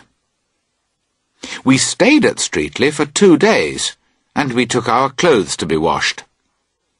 We had tried to wash them ourselves in the river, and George had told us what to do. This was not a success. Before we washed them, they were very, very dirty, but we could just wear them. After we had washed them, they were worse than before. However, the river between Reading and Henley was cleaner, because we had taken all the dirt from it, and we had washed it into our clothes. The woman who washed them at Streatley made us pay 3 times the usual price. We paid her, and did not say a word about the cost. The river near Streatley and Goring is excellent for fishing.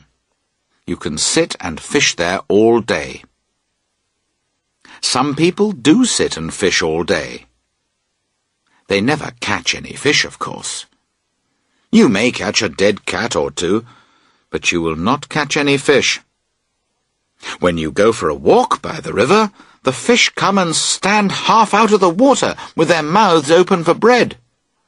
And if you go swimming, they all come and stare at you and get in your way, but you cannot catch them.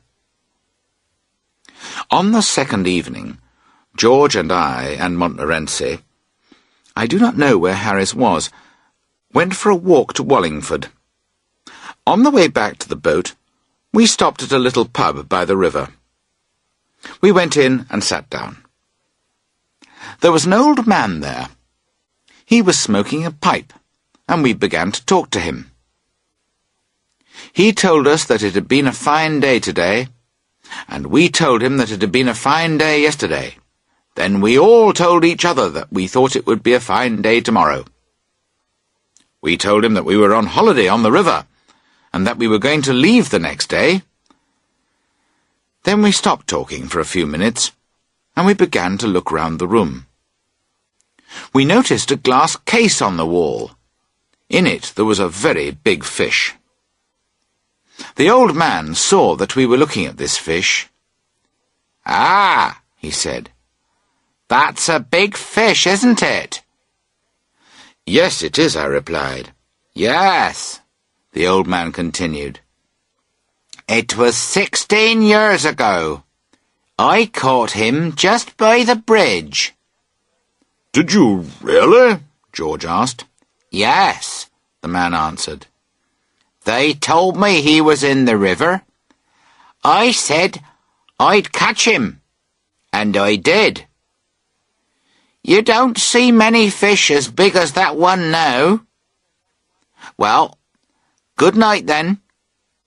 And he went out. After that, we could not take our eyes off the fish. It really was a fine fish. We were still looking at it when another man came in. He had a glass of beer in his hand, and he also looked at the fish. "That's a fine big fish, isn't it?" George said to him. "Ah, yes," the man replied. He drank some of his beer, and then he added, "Perhaps you weren't here when it was caught." "No," we said, and we explained that we did not live there. We said that we were only there on holiday. "Ah, well," the man went on, "it was nearly 5 years ago that I caught that fish." "Oh, did you catch it then?" I asked. "Yes," he replied. "I caught him by the lock. Well, good night to you." 5 minutes later, a third man came in and described how he had caught the fish early one morning. He left, and another man came in and sat down by the window. Nobody spoke for some time. Then George turned to the man and said, "Excuse me, I hope you don't mind, but my friend and I, who are only on holiday here, would like to ask you a question. Could you tell us how you caught that fish?" "Who told you that I caught that fish?" he asked. We said that nobody had told us. We just felt that he was the man who had caught it. "Well, that's very strange," he answered with a little laugh. "You're right. I did catch it." And he went on to tell us how he had done it, and that it had taken him half an hour to land it. When he left, the landlord came in to talk to us. We told him the different stories we had heard about his fish. He was very amused, and we all laughed about it. And then he told us the real story of the fish. He said that he had caught it himself years ago when he was a boy. It was a lovely sunny afternoon, and instead of going to school, he went fishing. That was when he caught the fish. Everyone thought he was very clever. Even his teacher thought he had done well and did not punish him. He had to go out of the room just then, and we turned to look at the fish again. George became very excited about it, and he climbed up onto a chair to see it better. And then George fell, and he caught hold of the glass case to save himself. It came down with George and the chair on top of it. "Is the fish all right?" I cried. "I hope so," George said. He stood up carefully and looked round. But the fish was lying on the floor, in 1,000 pieces. It was not a real fish. Chapter 15. On to Oxford. We left Streatley early the next morning. We were going to Culham, and we wanted to spend the night there. Between Streatley and Wallingford, the river is not very interesting. Then from Cleeve, there is quite a long piece of the river which has no locks. Most people are pleased about this, because it makes everything much easier. But I quite like locks myself. I remember that George and I nearly had an accident in a lock once. It was a lovely day, and there were a lot of boats in the lock. Someone was taking a photograph of us all, and the photographer was hoping to sell the picture to the people in the lock. I did not see the photographer at first, but suddenly George started to brush his trousers, and he fixed his hair and put on his hat. Then he sat down with a kind but sad expression on his face, and he tried to hide his feet. My first idea was that he had seen a girl that he knew, and I looked round to see who it was. Everybody in the lock had stopped moving, and they all had fixed expressions on their faces. All the girls were smiling prettily, and all the men were trying to look brave and handsome. Then I saw the photographer, and at once I understood. I wondered if I would be in time. Our boat was the first one in the lock, so I must look nice for the man's photograph. So I turned round quickly and stood in the front of the boat. I arranged my hair carefully, and I tried to make myself look strong and interesting.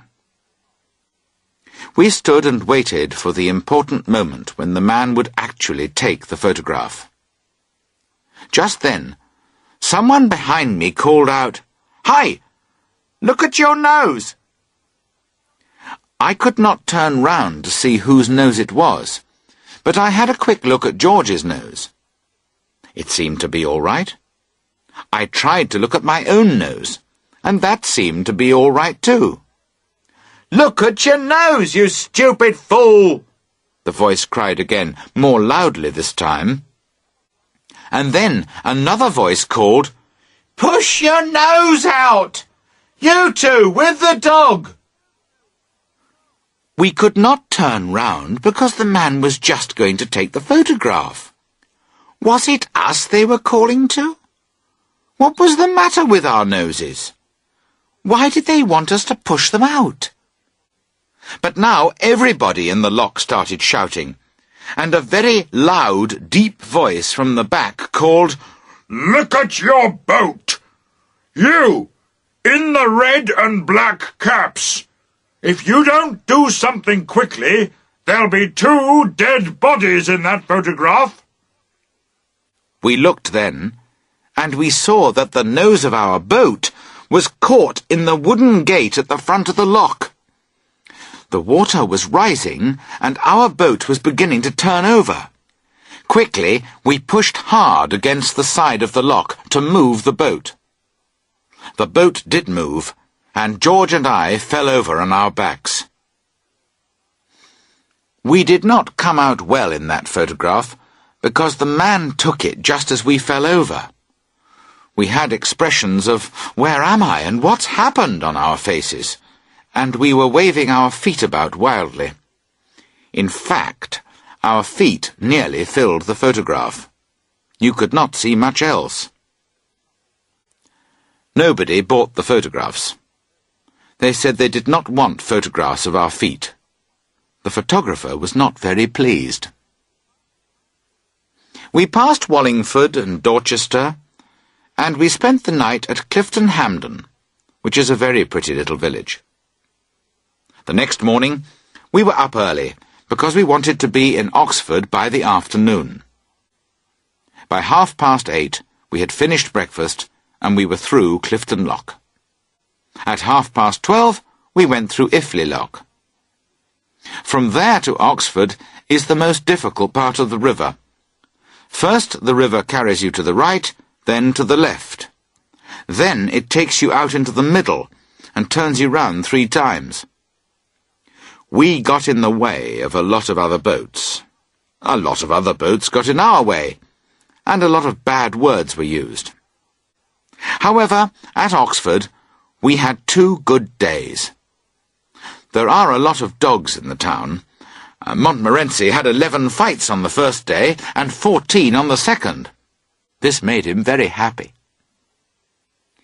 If you are thinking of taking a trip on the river, and you are going to start from Oxford, take your own boat, unless you can take someone else's without being discovered.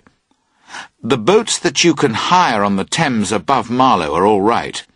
They do not let too much water in, and they have seats and things. But they are not really boats which you want people to see. The person who hires one of these boats is the kind of person who likes to stay under the trees.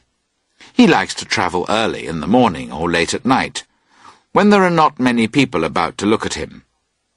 When he sees someone he knows, he gets out of the boat and hides behind a tree. I remember that some friends and I hired one of these boats one summer. We had written to ask for a boat, and when we arrived at the boathouse we gave our names. The man said, "Oh, yes," and then he called out to another man, "Jim, fetch the Queen of the Thames." 5 minutes later, Jim came back with a very old piece of wood. He had clearly just dug it up from a hole in the ground. When he dug it up, he had damaged it very badly. We asked Jim what it was. "It's the Queen of the Thames," he answered. We laughed at this, and then one of us said, "All right, now go and fetch the real boat." They said that this was the real boat. Chapter 16. The Journey Home. We left Oxford on the 3rd day to go back home. The weather changed, and when we left Oxford it was raining. It continued to rain, not heavily, but all the time. When the sun is shining, the river turns everything into a golden dream. But when it rains, the river is brown and miserable. It rained all day, and at first we pretended we were enjoying it. We said that it was a nice change. We added that it was good to see the river in all kinds of weather. Harris and I sang a song about how good it was to be free and to be able to enjoy the sun and the rain. George thought it was much more serious, and he put up the umbrella. Before lunch, he put the cover on the boat, and it stayed there all afternoon. We just left a little hole so that we could see out. We stopped for the night just before day's lock, and I cannot say that we spent a happy evening. The rain came down without stopping. Everything in the boat was wet. Supper was not a success. We were all tired of cold meat, and we talked about our favourite foods. When we passed the cold meat to Montmorency, he refused our offer. He went and sat at the other end of the boat alone. We played cards after supper. We played for about an hour and a half, and George won 10 pence. Harris and I lost 5 pence each. We decided to stop then, because the game was getting too exciting. After that, we had some whiskey, and we sat and talked. George told us about a man he had known. This man had slept on the river, in a wet boat like ours, and it had made him very ill. 10 days later, the poor man died in great pain. George said he was quite a young man, so it was very sad. Then Harris remembered one of his friends who had camped out on a wet night. When he woke up the next morning, he was in great pain, and he was never able to walk again. So then, of course, we began to talk about other illnesses. Harris said it would be very serious if one of us became ill, because we were a long way from a doctor. After this, we really needed something to make us feel a bit happier, so George sang to us. That really made us cry. After that, we could think of nothing else to do, so we went to bed. Well, we undressed, and we lay down in the boat. We tried to go to sleep, but it was 4 hours before we did so. At 5 o'clock, we all woke up again, so we got up and had breakfast. The second day was the same as the first. It rained all day. We sat in our raincoats under the cover, and we travelled slowly along the river. I did try to sing again, but it was not a success. However, we all agreed that we should continue our trip. We had come to enjoy ourselves for a fortnight on the river, and we were going to finish the trip. If it killed us, well, That would be a sad thing for our friends and families, but we would not give in to the weather. "It's only 2 more days," Harris said, "and we are young and strong. Perhaps we'll be all right." At about 4 o'clock we began to discuss our plans for that evening. We were a little past Goring then, and we decided to go on to Pangbourne and spend the night there. "Another happy evening," George said. We sat and thought about it. We would be in Pangbourne by 5 o'clock. We would finish our dinner by 6:30. After that, we could walk about the village in the rain, or we could sit in a dark little pub. "It would be more interesting to go to the Alhambra Theatre in London," Harris said, and he looked out at the sky. "With supper afterwards at that little French restaurant," I added. "Yes, I'm almost sorry we've decided to stay on the boat," Harris said. Then we were silent for a time. "I know we've decided to stay and die on this boat," George said, "but there is a train which leaves Pangbourne soon after 5 o'clock. We could be in London in time to get something to eat, and afterwards we could go on to the theatre." Nobody said a word. We looked at each other, and we all felt badly about it. We did not speak, but we got out the bag. We looked up the river and down the river. There was nobody there. 20 minutes later, 3 figures and an ashamed dog quietly left the nearest boathouse and went towards the station. We had told the boatman a lie. We had asked him to take care of the boat for us until 9 o'clock the next morning. We said we would come back for it then. However, only if, something happened to stop us from coming back, then we would write to him. We reached Paddington Station at 7 o'clock, and we drove straight to the restaurant. We had a light meal and left Montmorency there. Then we went to the theatre. For some reason, everybody stared at us, and this made us very happy.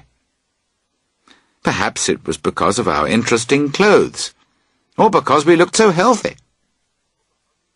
Afterwards, we went back to the restaurant, where supper was waiting for us. We really did enjoy that supper. For 10 days we had lived on cold meat and bread and not much else. We ate and drank without speaking, and then we sat back and rested. We felt good and thoughtful and kind. Then Harris, who was sitting next to the window, pulled back the curtain and looked out into the street. It was still raining, and it was dark and very wet. 1 or 2 people hurried past. The rain was running from their umbrellas, and the women were holding up their long skirts. Harris picked up his glass. "Well," he said, "we've had a good trip, and I'm very grateful to old Father Thames. But I think we were right to give up and come back.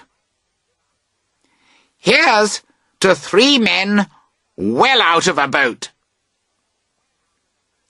And Montmorency stood on his back legs in front of the window, looked out into the night, and gave a short bark to show that he agreed.